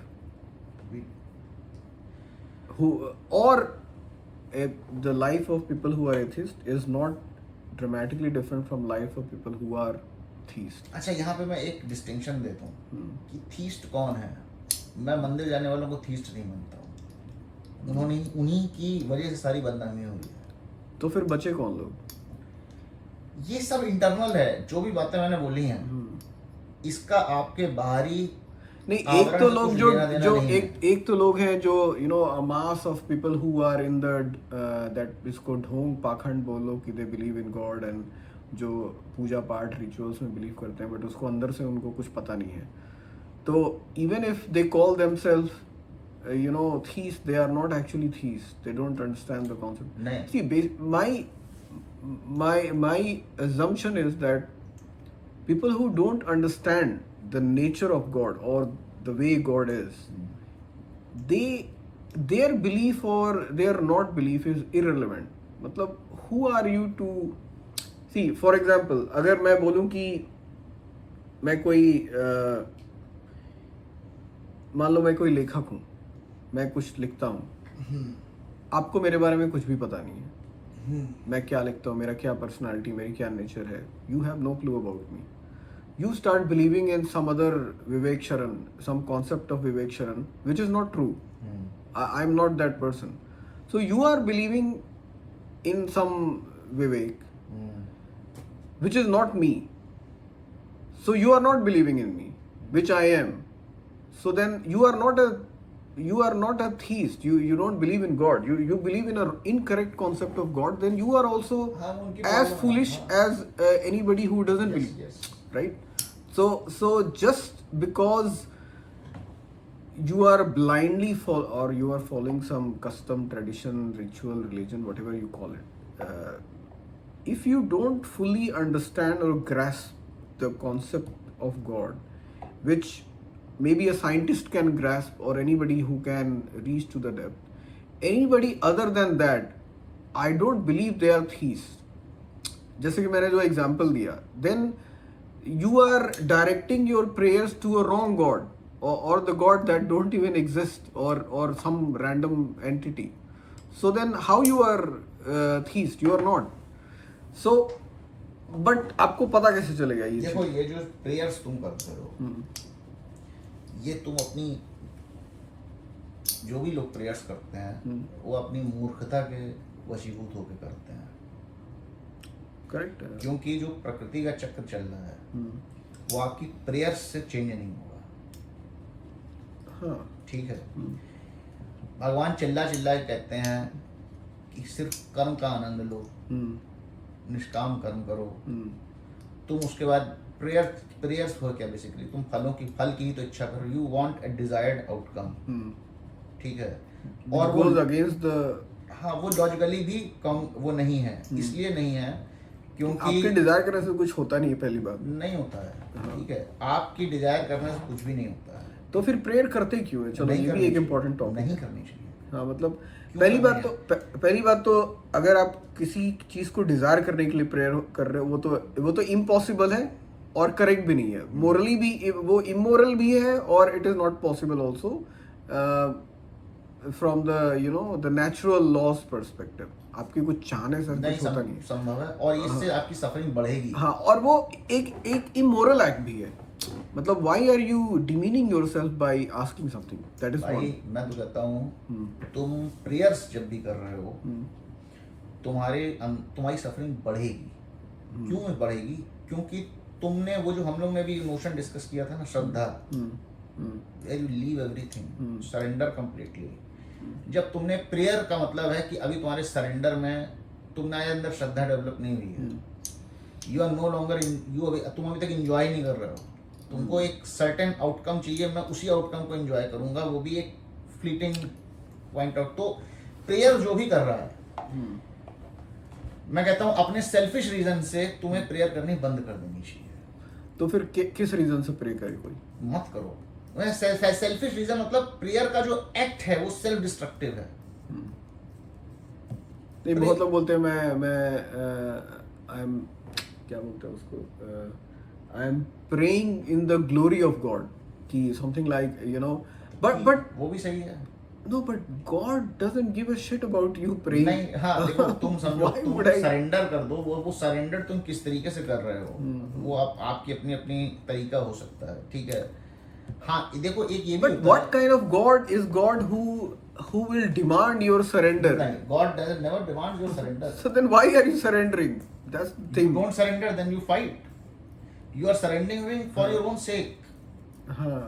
मतलब आप समझो, उसको उससे क्या फर्क पड़ता है? एक बहुत बड़ा सिस्टम है, चल रहा है, उसको उससे फर्क नहीं पड़ता। नदी को इस बात से फर्क नहीं पड़ता है कि उसके बीच में एक लट्ठा आके हो गया है, ठीक है, आज नहीं टूटेगा कल टूटेगा। Eventually see surrender is an eventuality. आपको हो सकता है, लगता है कि आपके अंदर किसी दिन तो ये रियलाइजेशन आ ही जाएगा कि जब मैं कुछ भी कंट्रोल नहीं कर रहा हूँ और मैं इस लेवल पे पहुंच चुका हूँ कि चलो एक बार मैं अपनी दिमाग को ठोक ही देता हूँ, ठीक है, तो फिर जी ही लो और सब कुछ छोड़ के जी लो। But then what is the whole point of worshipping? Okay, let's put it like this. So you're saying prayers are irrelevant. God doesn't need any worship. So why would a person like God, seek anybody's worship, and especially worship from a nobody whom He has created? If God exists, so your worship is irrelevant to God. So all your time that you put in worshipping God is total waste. ठीक है, God को कोई फर्क नहीं पड़ता है. God is maybe He may even feel pity on you that you are worshipping. I don't care about your worship. I mean, it doesn't mean anything to me. Why do you worship? Rather spend that time in doing anything देखो, useful. इसमें मैं थोड़ा सा ऐसे बोलूंगा, देखो प्रकृति का चक्र चेंज नहीं होगा, वो अपने हिसाब से चलता है, मगर प्रकृति की गति चेंज ना होने का मतलब ये नहीं कि आपकी सफरिंग रिड्यूस नहीं हो सकती। If with God grace, again यहाँ भी गॉड ग्रेस आ रहा है, if your mental I completely refute these two words together. अगर तुम्हारा just because I am on the हाँ, अगर तुम्हारा मेंटल मेकअप जरा सा चेंज कर दिया जाए, ठीक है, तो बाहर जो कुछ भी हो रहा है उससे तुम्हें फर्क पड़ना बंद हो जाएगा। तो प्रेयर्स जो हैं, मैं ये नहीं कहता हूं कि प्रेयर्स आंसर्ड नहीं होती हैं, प्रेयर किसी आउटकम के लिए मत करिए। एक ओमनी प्रेजेंट, ओमनी पोटेंट जो है, आप अगर कि आप प्रेयर कर भी रहे हैं उसमें कुछ प्रॉब्लम नहीं है, हाँ, बट उसके साथ ये मत बोलिए कि I want a certain outcome. Otherwise आपको कृपा कहाँ से मिलेगी? जो आपको एक, वो जो अभी हम लोग डिस्कस किया कि एक तरफ डिप्रेशन और दूसरी तरफ स्पिरिचुअल एनलाइटमेंट, एक बस छोटी सी रेखा का फासला है, ठीक है, तो उस तरफ आपको कौन धक्का देगा? उस तरफ धक्का देने के लिए यू नीड। तो बेसिकली यू आर सेइंग कि लोग वर्शिप और प्रेयर करके अपनी जो एनलाइटनमेंट के पाथ में रोड़े डालने लगते हैं कि मतलब अगर गॉड है तो God wants to give them enlightenment, but they are asking some frivolous things, yes, and they are distancing themselves from the real thing. Yes, आप बोलेंगे कि कुछ भी मतलब ये, और ये कोई ऐसे रियलाइजेशन नहीं है जो बहुत गूढ़ हैं, सबको हैं, बट बस सरफेस लेवल पे रहकर उसको हम अगर कंटेम्पलेट करें, ठीक है, किसी ने सुंदर बीवी मांगी, उस सुंदर बीवी ने तुम्हें 20 साल बाद डाइवोर्स दे दिया, ठीक है, तुमने एक बहुत समझदार बच्चा मांगा, उसने कुछ, right, there are so many, मतलब इसके एग्जाम्पल इन्यूमरेबल परमुटेशंस हैं इस तरीके की चीजों के। तो तुम्हें ये सब चीजें क्यों चाहिए? और इसीलिए जब हम कहते हैं कि गॉड का जो एक डिस्ट्रक्टिव नेचर है, जिसको हम कहते हैं अरे यार मेरी इतनी संपत्ति थी, अभी भूकंप आ गया, सब खत्म हो गई, बढ़िया है, खत्म हो गई, नाउ यू आर फ्री। हमको अंततः हमें बंधन ही तो काटने हैं, हम क्यों किसी से अटैच हैं? अगर हम सोचें हमारी सफरिंग की रीजन क्या है, अगर हम एब्सोल्युटली फ्री हो जाएं तो हमारी सफरिंग कहाँ से आएगी? There is no place for suffering. अगर if I am the only person, I am free of everything, no one is watching me, then I have no suffering. और मुझे नहीं लगता जिन जानवरों का हम एग्जाम्पल देते हैं वो अपनी सफरिंग को रियलाइज भी करते हैं, they are just living in the moment. हम लोग हैं ऐसे जो हम पास्ट में जीते हैं, हम प्रेजेंट में जीते हैं, हम बहुत सी चीजें करते हैं, तो बट हम पास्ट में जीते हैं, फ्यूचर में जीते हैं, बट प्रेजेंट में नहीं जीते हैं। तो अब स्विच किया जाए क्या रोल? मतलब मैं इसके अगेंस्ट में इसको बोलते हैं धारा प्रवाह 2 दिन तक बात कर सकता हूँ, कि God does not exist? Again God देखो मतलब with a caveat that the concept of God which most people believe in, that does not exist. बिल्कुल सही बात। I have my own concept of हाँ, अब अगर मुझे इसके अगेंस्ट ही बोलना है God. तो मैं ये बोल सकता हूँ, जहाँ जो तुमने भी वहीं से शुरू किया था, कि जिस गॉड की परिकल्पना तुमने की है वो गॉड मेरी नज़रों में वैसा नहीं है। ठीक है, तुम्हारा गॉड अगर तुम्हें जो है बोलता है कि तुम, मतलब गॉड कभी भी किसी पे रिस्ट्रिक्शन नहीं लगाता है कि तुम शराब ना पियो, तुम सिगरेट ना पियो, तुम ये ना करो, तुम वो मेरे हिसाब से तुमको अगर लगता है तुम करके देख लो, जब तक तुम उसको सेटिस्फाई नहीं करोगे उस चीज को करके एक बार ट्राई कर लो, समझ लो क्या है प्रॉब्लम। तो जो एक मुझे जिस चीज से अग्रीमेंट नहीं है कि जो लोगों, मुझे लगता है जो एक मोरल साइंस की क्लास होती है ना, सबसे यूजलेस क्लास है। ठीक है, क्योंकि बेसिकली हम मोरल साइंस में करते हैं कि हम एक टेम्पलेट्स बच्चों के ऊपर थोपते हैं, ये मोरलिटी है, ये मोरलिटी भी समाज के साथ, कल्चर के साथ चेंज होती है। एक समाज में जो मोरलिटी है दूसरे समाज में वो एक पाप है। ठीक है, तो मुझे लगता है कि हमको किसी को कोई रिस्ट्रिक्शन नहीं लगाने चाहिए, सबकी अपनी यात्रा है, सब चलें कर रहे हैं। तो इस कॉन्टेक्स्ट में एक बात बताओ, मान लो कोई एडिक्ट है, ड्रग एडिक्ट है, उसने नशे वशे किए, एंजॉय किया लाइफ, मर गया, why it's a wrong way of living? नहीं, हम कोई जज करने वाले नहीं होते हैं। सही बात है, there is no wrong way of living unless he thinks that it is a wrong way of living, till that time yes, it is not a wrong way of living. कुछ भी रॉन्ग वे नहीं है। हाँ, तो मतलब at least उसने enjoy तो किया जितना भी किया, और जो इसको किया। अगर हम एक लार्जर पर्सपेक्टिव में देखें, हम ऐसे अभी लोग बोलेंगे यार कैसे ड्रग, अरे भाई तुम्हें भी किसी चीज का नशा है, तुम भी सबको एडिक्ट है ही ना, हो, सबको नशा है। हम में से हर आदमी एडिक्ट है। जब तक तुम्हारे सारे बंधन कट नहीं गए तुम बिना, एडिक्ट हाँ, ही हो। वही मैं भी बोलना चाह रहा था, जब तक आपको हाँ। नशा नहीं है तब तक आप कुछ करोगे ही नहीं। Correct. Why would you take any action? मतलब there are only two things that motivate you, either fear or love. नशा मतलब love of something, right? And fear मतलब fear। नहीं देखो, अगर हमको सिर्फ दो ही चीज मोटिवेट करते हो फिर निष्काम कर्म हो ही नहीं सकता। वो सेंटहुड है, निष्काम कर्म। सेंटहुड नहीं है। एक बच्चा है, 4 बच्चे नीचे खेलते हैं, वो एक निष्काम भाव से खेल रहा है। हाँ, तो लेकिन उसको इंटरेस्ट है ना उस चीज में, खेलने में इंटरेस्ट है, लव फॉर गेम और play whatever, just for the enjoyment. हम लोग वही यहाँ पे जो enjoyment। काम कर रहे हैं मतलब भाई निष्काम ही है एक तरीके से। हाँ, लेकिन हमें एंजॉयमेंट तो मिल रही है ना, there is a by product of it which also be. निष्काम, ये भी बात सही है कि चलो अगर तुम एंजॉयमेंट को लेके इतना सेंसिटिव हो तो मैं इसमें ये बोलूंगा कि एंजॉयमेंट निष्काम कर्म में ही पॉसिबल है। वो भी सही है, मतलब your enjoyment is the consequence of your nishkam karma, correct, not और the true other way enjoyment, true हाँ। Enjoyment. It is not that you are enjoying, that is why you are doing nishkam karma. Fake enjoyment के बहुत तरीके हैं, fake हाँ। Enjoyment के तरीके और बहुत सारे हैं, लेकिन जो रियल एंजॉयमेंट प्लेजर है वो निष्काम कर्म से ही आती है, जिसको आप फ्लो स्टेट बोल लो या करेक्ट, जो भी बोल लो, मतलब उसके अलग अलग टर्मिनोलॉजीज हैं, बट ओवरऑल बिना उसके जरूरी नहीं कि हम फियर और ग्रीड से कोई काम से ही काम करें। ये भी एक क्लासिक क्वेश्चन है, ये अर्जुन ने ही पूछा कि फिर मैं कुछ करूं ही क्यों, अगर सब कुछ, अगर आप बोल रहे हो कि ठीक है, इसका जवाब भी बहुत डिटेल में दिया, तभी ये जो है क्लासिक श्लोक निकल के आया, राइट।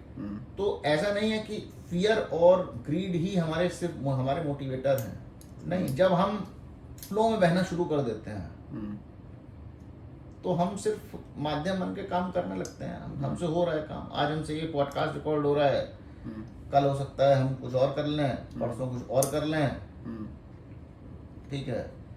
फियर ग्रीड नहीं है, फियर ग्रीड। और दूसरी बात, अगर मान लो तुम फियर ग्रीड से होके मोटिवेट होके काम कर भी रहे हो तो स्टॉक मार्केट में जब हम जाते हैं तो सबसे पहले हमको यही बोला जाता है कि कुछ भी करने से पहले अपने फियर और ग्रीड को बाहर निकाल लो। If you do anything out of fear and greed, it is not going to give you good result. तो वो आपको सही रिजल्ट नहीं देगा. तो मतलब you will not be able to change your stand, मतलब you can't flip sides. अच्छा, मुझे साइड फ्लिप कर रहे थे. हाँ, तो मैंने जैसे बोला, मैं सोसाइटी ने जो गॉड का वो बनाया है, ठीक है, मैं मानता हूँ कि वो एग्जिस्ट नहीं करता है. वैसा गॉड नहीं है जैसे तुम सोचते हो. तुम्हारा गॉड इतना, और मैं कहता हूँ अगर तुम कहते हो गॉड बेनेवोलेंट है, तो फिर उस गॉड को किसी ड्रग एडिक्ट को पनिश नहीं करना चाहिए. उसके लिए वो ड्रग एडिक्ट भी सेम है. और ये मत सोच लेना कि उस ड्रग एडिक्ट को एनलाइटनमेंट प्राप्त नहीं हो सकता. तुम्हारी भूल है. किताबें पढ़ के किसी को एनलाइटनमेंट नहीं होगा. हो भी सकता है, नहीं भी हो सकता है. There is no clear path. मैंने एक स्टोरी कहीं सुनी है. दत्तात्रेय भगवान थे, उनके 24 गुरु थे. उनमें से एक गुरु उनकी एक वैश्या भी थी. उनके कॉन्टेक्स्ट में नहीं है शायद स्टोरी, किसी में सुनी है कि मतलब एक कोई बड़े आदमी थे, बड़े संत थे, उनको किसी मैं एग्जैक्ट याद नहीं आ रही है कि वैश्या को जो है उन्होंने देखा एक अपना कर्म करते हुए, तो उनके अंदर काम इच्छा पैदा हो गई. तो उन्होंने उस वैश्या को बोला कि जो है मैं तुम्हारे साथ क्रीड़ा करना चाहता हूँ. तो वैश्या ने बोला मैं तो पैसा लेती हूँ. उन्होंने मेरे पास तो पैसा है नहीं. तो वो गए अपना पैसा जुगाड़ने के लिए. जब लौट कर आए तो वैश्या जो थी वो तैयार होकर बैठी हुई थी और किसी ग्राहक का इंतजार कर रही थी, मगर वो ग्राहक नहीं आया. उस एक क्षण में उस वैश्या को अपने अंदर से इतनी घृणा उत्पन्न हुई कि मैं क्या हूँ, क्या मैं सिर्फ एक मांस का टुकड़ा हूँ कि मैं सुबह सुबह मैं तैयार होकर बैठी हुई हूँ और 4 पैसे के लिए मैं इंतजार कर. उसको एनलाइटनमेंट प्राप्त हो गया उस एक क्षण में. और जब उन्होंने देखा तो उसने वैश्या के सामने हाथ जोड़ लिए और उन्होंने उसको भी अपना गुरु बना लिया. तो हम कभी भी जो जज करते हैं ना बाहर से, एक एक्सटर्नल मोरालिटी को एक वो बना के कि तुम ऐसा कर रहे हो, अरे भाई ऐसा नहीं है. कत्ल करने वालों को सब किसी को भी एनलाइटनमेंट मिल सकता है. कोई क्लियर पाथ नहीं है. तो जिस गॉड की परिकल्पना अगर मुझे खिलाफत ही करनी है, तो मैं कहता हूँ जिस गॉड की परिकल्पना तुमने करी है वो परिकल्पना नहीं है. और दूसरी बात, इस पे ओशो एक बहुत बढ़िया बात बोलते हैं. वो बोलते हैं कि तुम्हारा गॉड अगर वो सच में गॉड है तो क्या वो इतना 2 कौड़ी का है कि वो 4 स्त्रियों के साथ रास रचाने में डर जाएगा. ठीक हाँ, है, ये तुम्हें जज करेगा अगर तुम वो क्यों डर जाएगा. If he can not handle dancing with 4 women, then what kind of God he is. Correct. तुमने बोला ओमनीपोटेंट है, ठीक है, then you should be able to handle that. Yeah, of course. तो वो गॉड तुम्हें क्यों जज करेगा. गॉड किसी को जज नहीं कर रहा है. तुम्हें जो करना है करो. क्वेश्चन देना एक बार. तो अब चलो, मैंने बहुत गॉड बैशिंग कर ली. I think like mortal human beings, I have to also do some praises for God. Otherwise, तो मैं जिस पॉइंट से शुरू किया था ना मैंने कि गॉड इज नॉट बेनेवोलेंट और काइंड, मैं उसी पॉइंट पे अपने तर्क दूंगा फेवर में कि how God is so kind. तो imagine God who is somewhere, you know, he is in his जिसको बोलते हैं निर्गुण रूप, which is the form of God I believe in.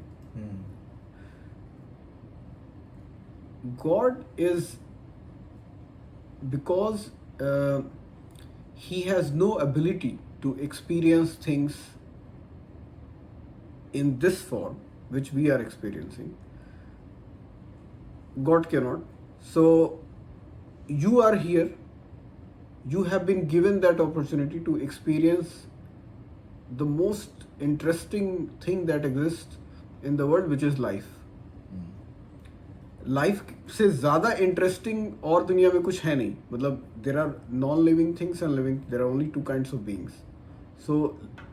So just to be alive itself is the most interesting thing in existence. There is no other better thing than that, just to be alive.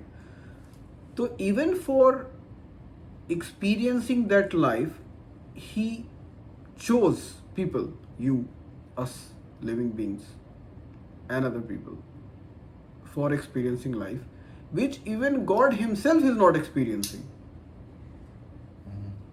मतलब you can imagine the kindness in that perspective कि everybody else is experiencing life, whoever is living, animals, human beings.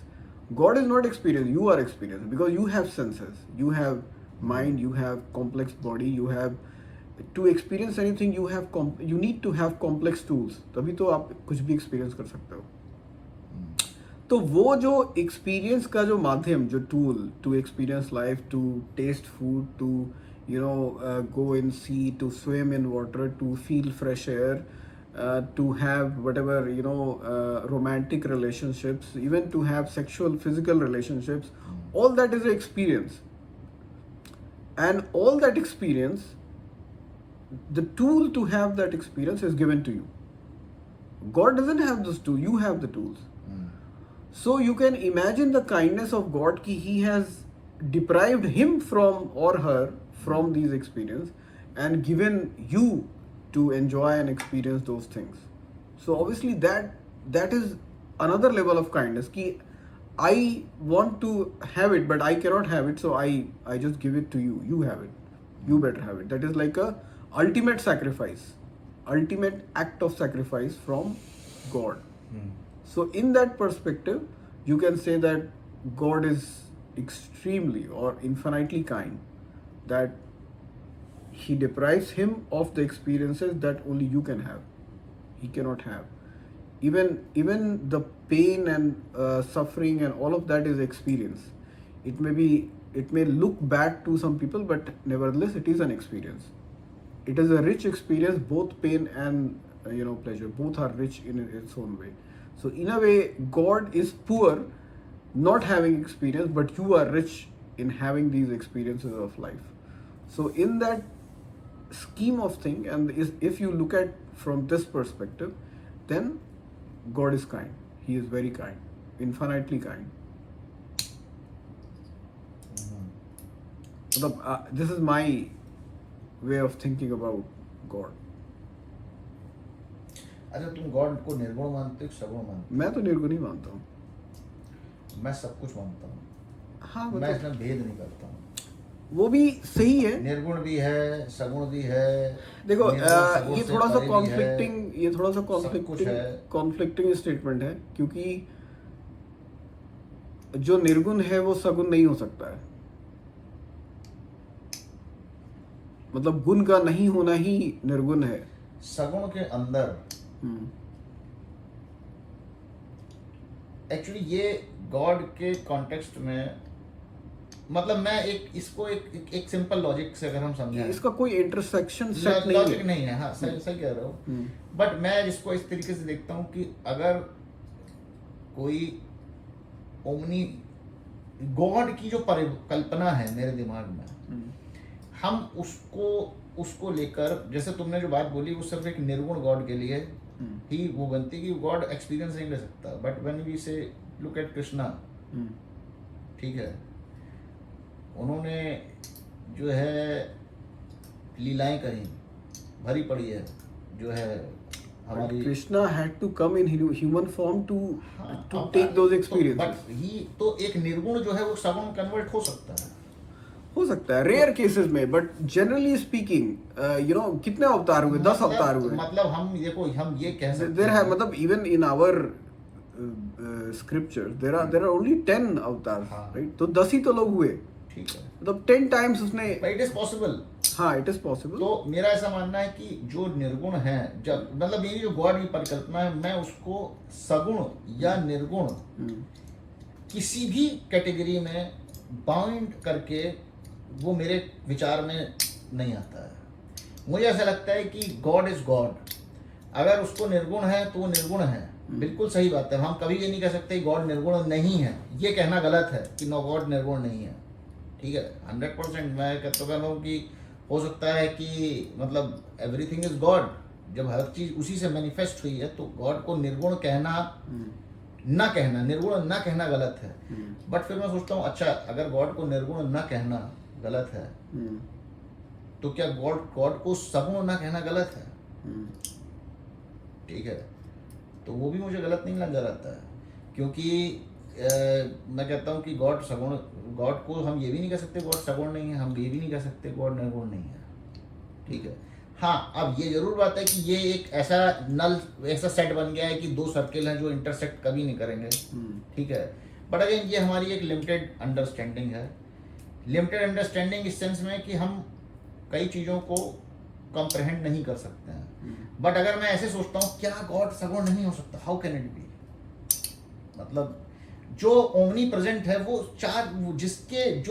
देखो जो हमारी 3 गुणों वाली प्रकृति है वो जिसके कंट्रोल में है, उसके पास कोई ऐसी बाउंडेशन नहीं है कि मैं सगुण हूँ या निर्गुण हूँ, मैं सगुण नहीं हो सकता। क्यों नहीं हो सकता? मैं एक 3 गुणों वाली प्रकृति को क्रिएट कर सकता हूँ। तो अगर मुझे कल को एक सगुण फॉर्म लेना है तो मैं बिल्कुल ले सकता हूँ, it is possible for me. तो मेरे लिए, इसीलिए मेरे एक जानने वाले थे, वो मेरे से एक बार इस डिबेट में पढ़े, मैंने बोला, वो बोल रहे थे कि उनमें मतलब कुछ लोग होते हैं जो बड़े ही आर्डेंट फॉलोअर होते हैं कि वो सगुण को ही मानते हैं, कि हम निर्गुण को नहीं मानते। कुछ लोग होते हैं वो जो सिर्फ अद्वैत और वो एक निर्गुण को ही मानते हैं। मैंने जो अपनी पर्सनल वो देखी है, मुझे लगता है कि मैं दोनों को ही स्वीकार करता हूँ। मैं सगुण फॉर्म को भी स्वीकार करता हूँ और मैं निर्गुण को भी स्वीकार करता हूँ। और मैं मेरी जो समझ है ना वो स्विच होती रहती है बीच में। मतलब कई बार मैं सुबह उठता हूँ, मुझे एक ऐसा एहसास होता है कि आई एम गॉड इज निर्गुण, बट फिर मुझे कभी एहसास होता है गॉड इज सगुण, and I am comfortable with both the experiences. तो इसमें मैं साइड चूज करने का जो है, I don't agree with choosing sides. मुझे लगता है गॉड निर्गुण भी है, सगुण भी है, और इनमें से अगर इसके अलावा भी कोई डेफिनेशन हो सकती है तो वो भी हो सकता है। तो ये भी कह सकते हैं कि जो लाइफ की जर्नी है, जो हमारा एक क्वेश्चन था कि टू एनलाइटनमेंट, ऐसा भी हो सकता है कि क्योंकि सगुन जैसे ही बोला आपने, उसमें सारी चीज़ें हैं, उसमें दुख सुख गुड बैड एविल सब आ गए सगुन के अंदर, क्योंकि वो सारे गुणों को अपने में वो कर रहे हैं। तो हम ये भी कह सकते हैं कि हमारी जो पूरी लाइफ है वो एक सगुन ब्रह्म, एक निर्गुण ब्रह्म को रियलाइज करने की कोशिश कर रहा है।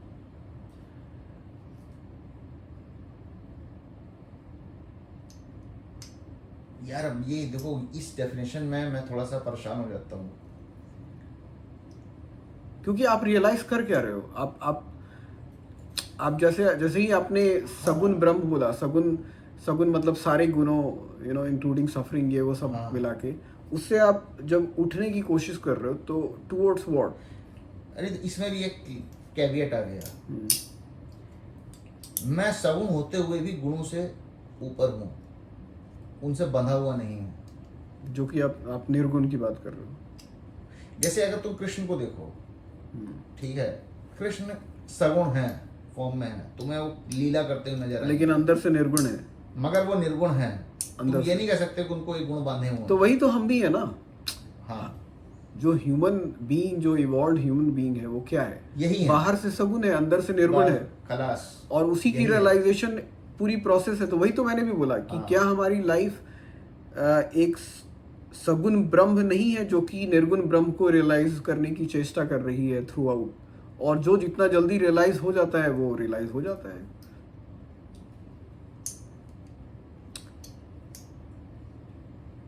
सगुण तो तुम हो ही, वो तो तुमको दिख रहा है, वो तो यू कैन एक्सपीरियंस, बट निर्गुण आपको नहीं दिख रहा, जो आपकी।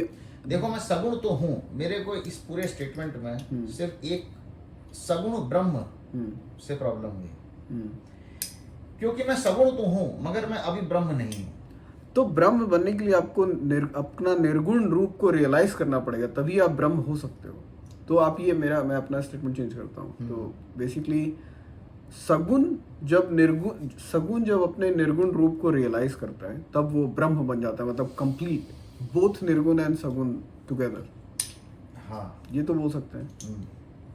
तो जिस दिन, क्योंकि अल्टीमेट जो भी आप रियलाइज मोक्ष जो बोलते हो, वो तो एक जो लेवल ऑफ अवेयरनेस है, वो आप निर्गुण की तरफ ही जा रहे हो। वही है उस करेक्ट है। तो जब निर्गुण की तरफ जा रहे हो तो आप रियलाइज वही कर रहे हो। अपना ही निर्गुण रूप को जब आप रियलाइज कर लेते हो तो आप कंप्लीट हो जाते हो। बस तब खलास। आप सगुण और निर्गुण दोनों हो जाते हो एक हाँ। साथ, इन द सेम बॉडी। आप फिर उन गुणों में खेलते हुए भी उन गुणों से बनते नहीं हो। वही तो अल्टीमेट रियलाइजेशन है। खलास। इसके अलावा और कुछ है ही क्या? उसके बाद तुम्हारी सफरिंग भी नहीं रह गई, हाँ, उसके बाद आपकी कोई सफरिंग नहीं रहेगी। उसके बाद ये आपके कॉन्सेप्ट्स और ये जो क्वेश्चंस हैं सारे बड़े बड़े क्वेश्चन की, who is God, where is God, God exist, doesn't exist, वो सारी जब आपकी वो क्वेश्चंस खत्म हो जाती है, उस पॉइंट पे you can call yourself a Brahma. till you reach that point you will have this question and you may not have all the answers also. It's like a point of singularity, or it's like point of reaching a black hole, जो बोलो point of singularity। एक point मैं यहाँ पे और बोलूंगा। मुझे लगता है क्वेश्चन के डिसॉल्व होने से आगे भी एक चीज है। जैसे अगर मैं अपने आप को देखता हूं तो मेरे लगभग काफी क्वेश्चन डिसॉल्व हो चुके हैं, बट उसके बाद भी क्या मैं क्लेम कर सकता हूँ कि मैं ब्रह्म हूँ? अभी भी नहीं। उसका जवाब है नहीं, क्योंकि अंदर अहंकार अभी भी बचा हुआ है। तो मुझे लगता है जो फाइनल डेस्टिनेशन है वो क्वेश्चन डिसॉल्व होना नहीं है, उससे भी आगे अल्टीमेट डेस्टिनेशन है वो अहंकार डिसॉल्व होना है। जब तक वो डिसॉल्व नहीं होगा तब तक ये क्वेश्चन एक बड़ी अर्ली स्टेज में डिसॉल्व हो जाते हैं। आपको थोड़ा सा भी समझ में आ गई बातें तो फिर आपके अंदर के क्वेश्चन डिसॉल्व हो जाएंगे। बट वो जो अंदर ट्रेस बचा हुआ होता है अहंकार का,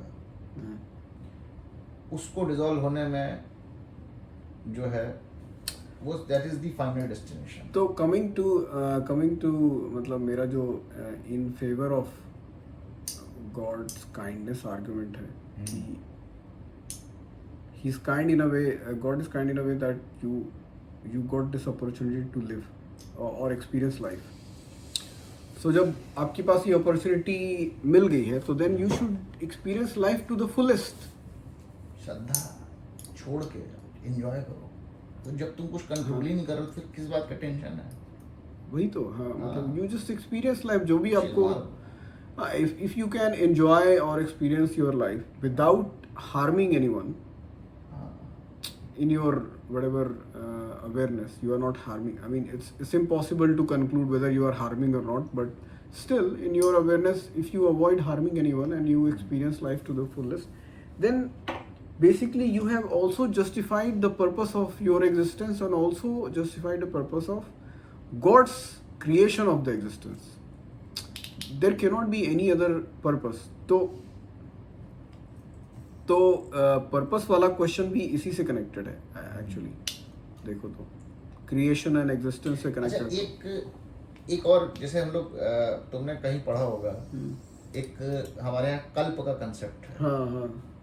जब कल्प का अंत होता है तो सारी क्रिएशन जो है वो डिसॉल्व हो जाती है। क्रिएशन डिसॉल्व होने का मतलब क्या है? मुझे जैसा जो दिखता है कि फिजिकल क्रिएशन की बात, when everyone is enlightened, if everyone is enlightened in this universe, इसका मतलब अब क्रिएशन डिसॉल्व हो चुकी है। That is the logical end of the creation. What is the logical end of the creation? अगर हम एक कल्प को एक एंड माने, लॉजिकल एंड, कल्प के अंत को, ठीक है, तो मुझे लगता है जो लॉजिकल एंड ऑफ क्रिएशन है, it is when everyone is enlightened. खलास, जो ड्रामा था रचा गया था खेल, लीला समाप्त हो गई, अभी हर कोई एनलाइटेंड हो गया एंड दैट्स इट। अब एक कंक्लूजन हो गया है, उसके बाद अब कुछ है नहीं। तो अगेन अब इसको हम अगर दूसरी तरीके से देखें, जिसको हम प्रलय कहते हैं, संहार कहते हैं, एक्चुअली हर पूर्णता, कंप्लीटनेस इज द एंड, जब अब कुछ बचा नहीं है करने के लिए, ठीक है। तो हम अगर अपना एक पर्सपेक्टिव वो भी तो चेंज करें, तो हमको ये भी समझ में आया कि जिसको हम इतना मतलब एक फ्राइटनिंग चीज मानते हैं, एक्चुअली उतनी फ्राइटनिंग है नहीं। व्हेन एवरीवन इज खलास, गेम ओवर, सबके जितने जन्म होने थे हो चुके, सबको एनलाइटेंड होना था, अभी हर आदमी एनलाइटेंड हो चुका है, तो अब इस प्रकृति का क्या मतलब पॉसिबल है? हाँ पॉसिबल। तो फिर जब सब लोग एनलाइटेंड हो गए तो फिर एग्जिस्टेंस का कोई मतलब नहीं है, कोई मतलब नहीं है। तो वो एक लॉजिकल एंड आ गया है एंड दैट्स इट। तो उसमें फिर वो जो प्रलय का कंसेप्ट है वो भी खलास हो गया कि मतलब कोई बहुत मतलब पानी ऊपर उछलेगा, बिल्डिंगें गिरेंगी, ये होगा, नहीं ऐसा कुछ नहीं है। The universe will come to its logical end if everyone is enlightened. और उसके बाद फिर से ड्रामा शुरू हो सकता है, मतलब again just for the fun. हाँ, it is for fun only. What could be any other reason? Correct. I mean, imagine God अपने निर्गुण रूप में कहीं पे जिस भी जगह पे अपना chill out मार, मतलब and then he one day decide कि भाई let there be creation just for fun. Correct. I can't see any other reason why there should be existence unless for fun. So what's the point? I mean, if there is a game is for fun. Why would you play any game if you don't want to have fun? अच्छा, एक ये हम लोग ऐसे भी सोच सकते हैं कि creation is the nature of God. जैसे एक हम लोग कैटलिस्ट को देखते हैं, रासायनिक क्रियाएं होती हैं, उसमें कैटलिस्ट होता है। वो कैटलिस्ट जो होता है वो उन रासायनिक क्रियाओं में, केमिकल रिएक्शंस में पार्टिसिपेट नहीं करता है, किसी भी केमिकल रिएक्शन, बट उसकी जो प्रेजेंस है वो जो है रिएक्शन को स्टार्ट करती है और उसके मुकाम तक पहुंचाती है। तो हम इसको ऐसे भी सोच सकते हैं कि God is not a creator, God is a catalyst.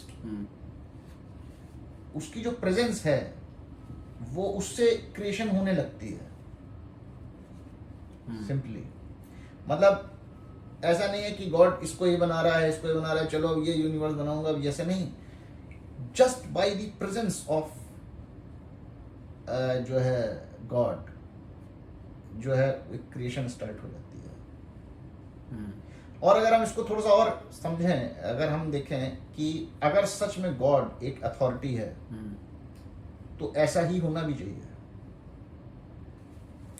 जब एक अथॉरिटेटिव पर्सन, जैसे अगर प्राइम मिनिस्टर है, वो जिस भी गलियारे से निकलेगा, अचानक तुम देखोगे कि वहां पर एक सर्टेन ऑर्डर क्रिएट हो जाएगा, चीजें अपने आप जो है वो होने लगेंगी। तो ऐसा भी हो सकता है कि God is not a creator, God is a catalyst which triggers creation, और he doesn't have to do anything. He's just a fertile ground जहाँ पे अपने आप चीजें हो रही। हाँ, मतलब just by the virtue of being there, things starts. एक एलन वॉट्स करके बंदा था, उसने बहुत अच्छा लॉजिक दिया था कि दुनिया में जो साइंटिफिकली प्रूवन भी है कि I think almost more than 9, I don't know percentage पता नहीं, but maximum of the space is dark matter. हाँ, मैक्सिमम, मतलब उसमें जो लाइट वाला एलिमेंट है वो बहुत कम है, बहुत कम। मतलब स्टार्स, गैलेक्सीज, ये सब भी आप ऐड कर लो सब, स्टिल ये सब एक डार्क स्पेस में है। तो उसने बोला कि दिस डार्क स्पेस इज काली.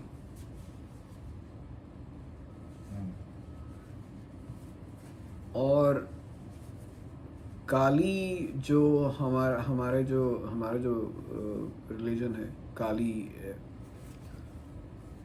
या डार्क वूम बोलो, उस डार्क वूम में जो कि काली का जो कि ऑल्सो इज काली, वो एक फर्टाइल वूम है जिसमें कि ये सारी क्रिएशंस हो रही हैं.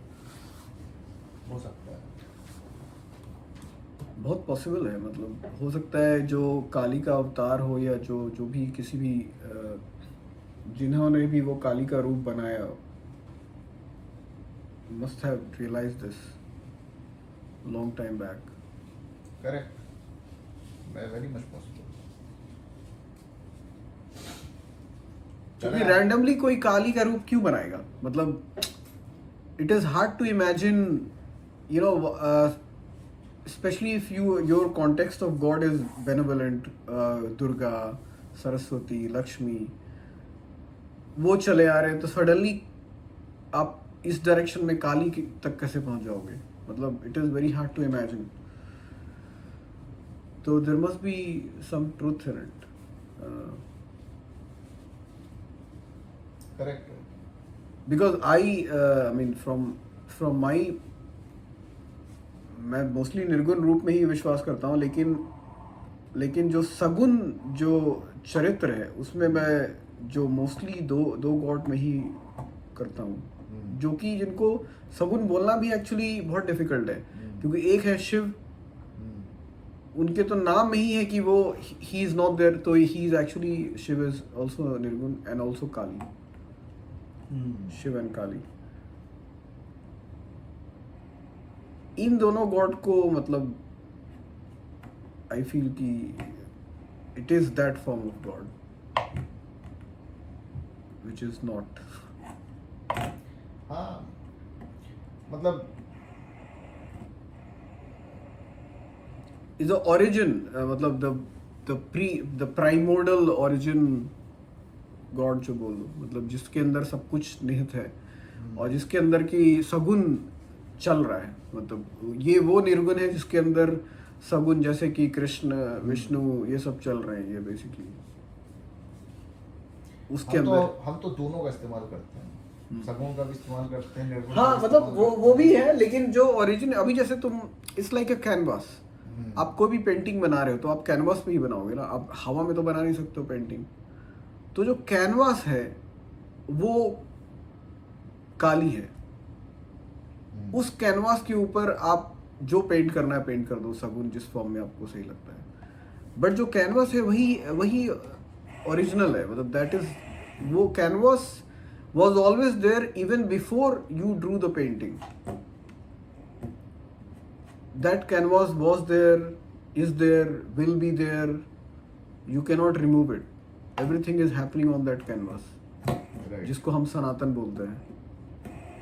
उसी कैनवास के ऊपर बहुत सारी पेंटिंग्स, ड्राइंग लोग मिटा रहे हैं, बना रहे हैं, नया बन रहा है, कुछ अच्छा बना है, कुछ बुरा बना है, कुछ अगली है, कुछ बहुत सुंदर है. उसी के ऊपर चीज़ें बन रही हैं, बिगड़ रही हैं, अपने आप ही में ही चल रही हैं. मतलब चीज़ें जब जिसको बोलते हैं ना कि एक पेंट का ब्रश मारा, वो पेंट थोड़ा सा किसी दूसरे के खेमे में पहुंच गया तो डिस्ट्रॉय कर दिया उसको, उस वाले पार्ट को.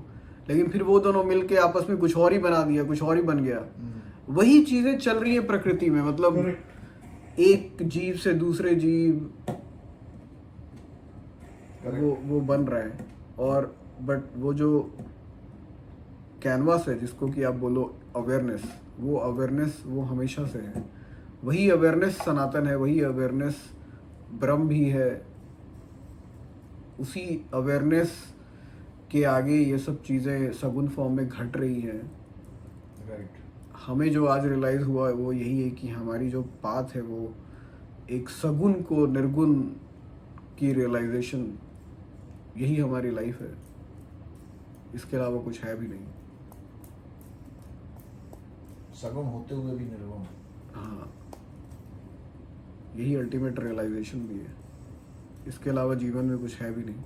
और आप सगुन को एक्सपीरियंस करो, आप जियो, ये भी इम्पोर्टेंट है। तो सही है, आई थिंक आज समाप्त करते हैं। धन्यवाद। बहुत ही इंटेंस टॉपिक पे डिबेट हुआ, लेकिन ये बहुत इम्पोर्टेंट टॉपिक है क्योंकि तुम्हारी स्थिति मुझे एक अपोजिट बोलना, it is not easy in this case, but हाँ, बट मैं चाहता हूँ अपोजिट बोलना, क्योंकि जब तक आप अपोजिट नहीं बोलोगे ना, तब तक आप अपने ऑपोजिशन को अपने खेमे में नहीं ला सकते हो। आपको उसके पक्ष को भी सुनना नहीं, है। बिल्कुल बोलना है। अगर अगेन वही सवाल है, अगर आपका गॉड 4 सवालों का जवाब नहीं दे पाता है तो हाँ, तो किस बात का वर्ड? तो इसलिए मतलब मैं कोई डिसरेस्पेक्टफुल नहीं हूँ उन लोगों के प्रति जो बिलीव करते हैं गॉड में, या क्योंकि मेरा और मुझे उन लोगों से भी प्रॉब्लम नहीं है जो इनका अपना खुद का कोई कॉन्सेप्ट है गॉड का। मतलब उनका है तो है, अगर उनको अच्छा लग रहा है तो मुझे उससे कोई प्रॉब्लम नहीं है। लेकिन it is more like coming to the core of it. हर चीज़ के लेयर्स हैं। अभी आप बोलो कि एक पेड़ है, वो भी सही है अपने आप में, पेड़ है, लेकिन पेड़ में बहुत सारे पत्ते हैं, टहनी है, ट्रंक है, उसका जड़ है। उसको आप पूरा अगर देखो, फिर और माइक्रोस्कोपिक लेवल पे जाओ, तो फिर आप बोलोगे अरे ये पेड़ थोड़ी है, ये तो बस एक कॉम्बिनेशन ऑफ सेल्स हैं, कुछ डेड सेल्स हैं, कुछ लिविंग सेल्स हैं। फिर आप जाओगे और अंदर तो एटॉमिक लेवल पे चले जाओ। तो मेरा बस डिबेट का मतलब ये था कि मैं एक एटॉमिक क्वांटम लेवल पे जाके इसको डिबेट करना चाहता हूँ, एग्जिस्टेंस ऑफ गॉड। इसका मतलब ये नहीं कि मैं रिफ्यूट कर रहा हूँ कि आपका जो कॉन्सेप्ट है वो गलत है। साइंस ने, हाँ, क्योंकि तुमने क्वांटम की बात करी, हम ऐसा बोलते हैं कि हमारे जो 2 या 3 फंडामेंटल फोर्सेस हैं यूनिवर्स, फोर फंडामेंटल फोर्सेस है। एक ग्रेविटी है, न्यूक्लियर फोर्स है, एक मैग्नेटिक नहीं 4 स्ट्रॉन्ग फोर्सेस होते हैं। एक ग्रेविटी है, एक अट्रैक्टिव फोर्स है, स्ट्रॉन्ग अट्रैक्टिव फोर्स, एक स्ट्रॉन्ग रिपल्सिव फोर्स है, और एक और कोई कुछ है। मतलब कुल मिला के आप उसको जितने 4 ही भागों में फोर्सेस बांटें, हैं, शायद इलेक्ट्रोमैग्नेटिक भी है। हाँ, अगर अगेन उसमें आप अगर एक ये तो एक फिजिकल लेवल पे हैं ये चारों फोर्स। अगर आप उसमें और भी ज़्यादा थोड़ा फिलोसफिकल एंगल भी जोड़ें तो sexual attraction is also a force of attraction, physical level पे। हाँ हाँ, मतलब उसके और भी अट्रैक्शन के, मतलब कुल मतलब मेरा पॉइंट जो है वो ये है, ये अट्रैक्शन कहाँ से आए, ये फोर्सेस कहाँ से डेवलप। तुम हमेशा ये मान के चलते हो कि यूनिवर्स में ये 4 फंडामेंटल फोर्सेस हैं, तो कहाँ से आए, वेयर? उसकी जो यूनिफाइड फोर्स की जो थ्योरी है वो अभी तक चल रही है, मतलब लोगों ने बनाया नहीं है। There has to be some God. मतलब हाउ कैन यू, ये फोर्स कैसे आ गए? अदरवाइज कोई चीज इस फॉर्म में है ही क्यों?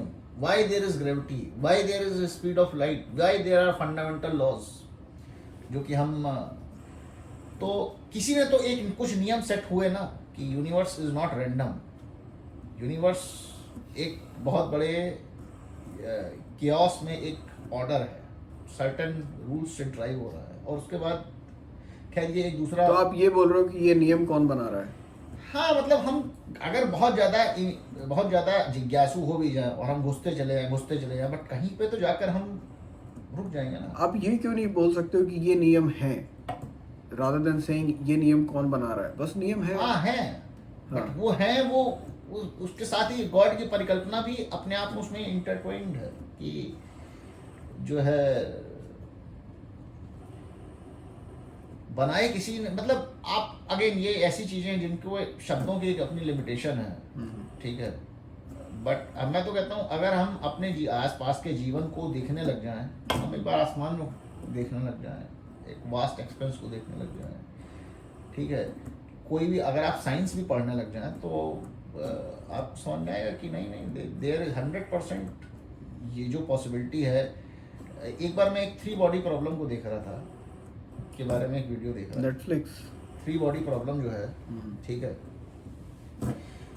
हमारी जब 2 बॉडीज होती हैं, ठीक है, उनके बीच में ग्रेविटी लगती है, और जब वो घूम रही होती है तो एक सेंट्रीफ्यूगल फोर्स होता है, ठीक है, वो दोनों एक दूसरे को बैलेंस करते हैं। तो हम एग्जैक्ट वो पॉइंट बता सकते हैं कि कहाँ पर ये एक दूसरे को बैलेंस करेंगे, किस स्पीड से इन्हें घूमना चाहिए, क्या करना चाहिए, we can totally derive that. अब अगर मैं उसमें एक बॉडी और इंसर्ट कर दूं तो उस सिस्टम में मैं ये नहीं कह सकता हूं कि एक बॉडी मैंने जब वो कर दी है तो वो सिस्टम अनस्टेबल हो गया। नहीं, अनस्टेबल नहीं, क्योंकि सिस्टम तो बना हुआ है। हम देखते हैं सन, मून और अर्थ और उसके साथ इतने सारे प्लैनेट्स। बट अब मेरी कोई भी मैथमेटिकल इक्वेशन वहां पे काम नहीं करेगी, मुझे एग्जैक्ट सॉल्यूशन नहीं दे सकती कि मैं इसको इस पैरामीटर को इतना सेट कर दूं, डिस्टेंस को इतना सेट कर दूं, तो ये स्टेबल होके इक्विलिब्रियम में ये चलेगा। ये आज की प्रॉब्लम नहीं, हजारों सैकड़ों सालों से ये प्रॉब्लम एग्जिस्टिंग है।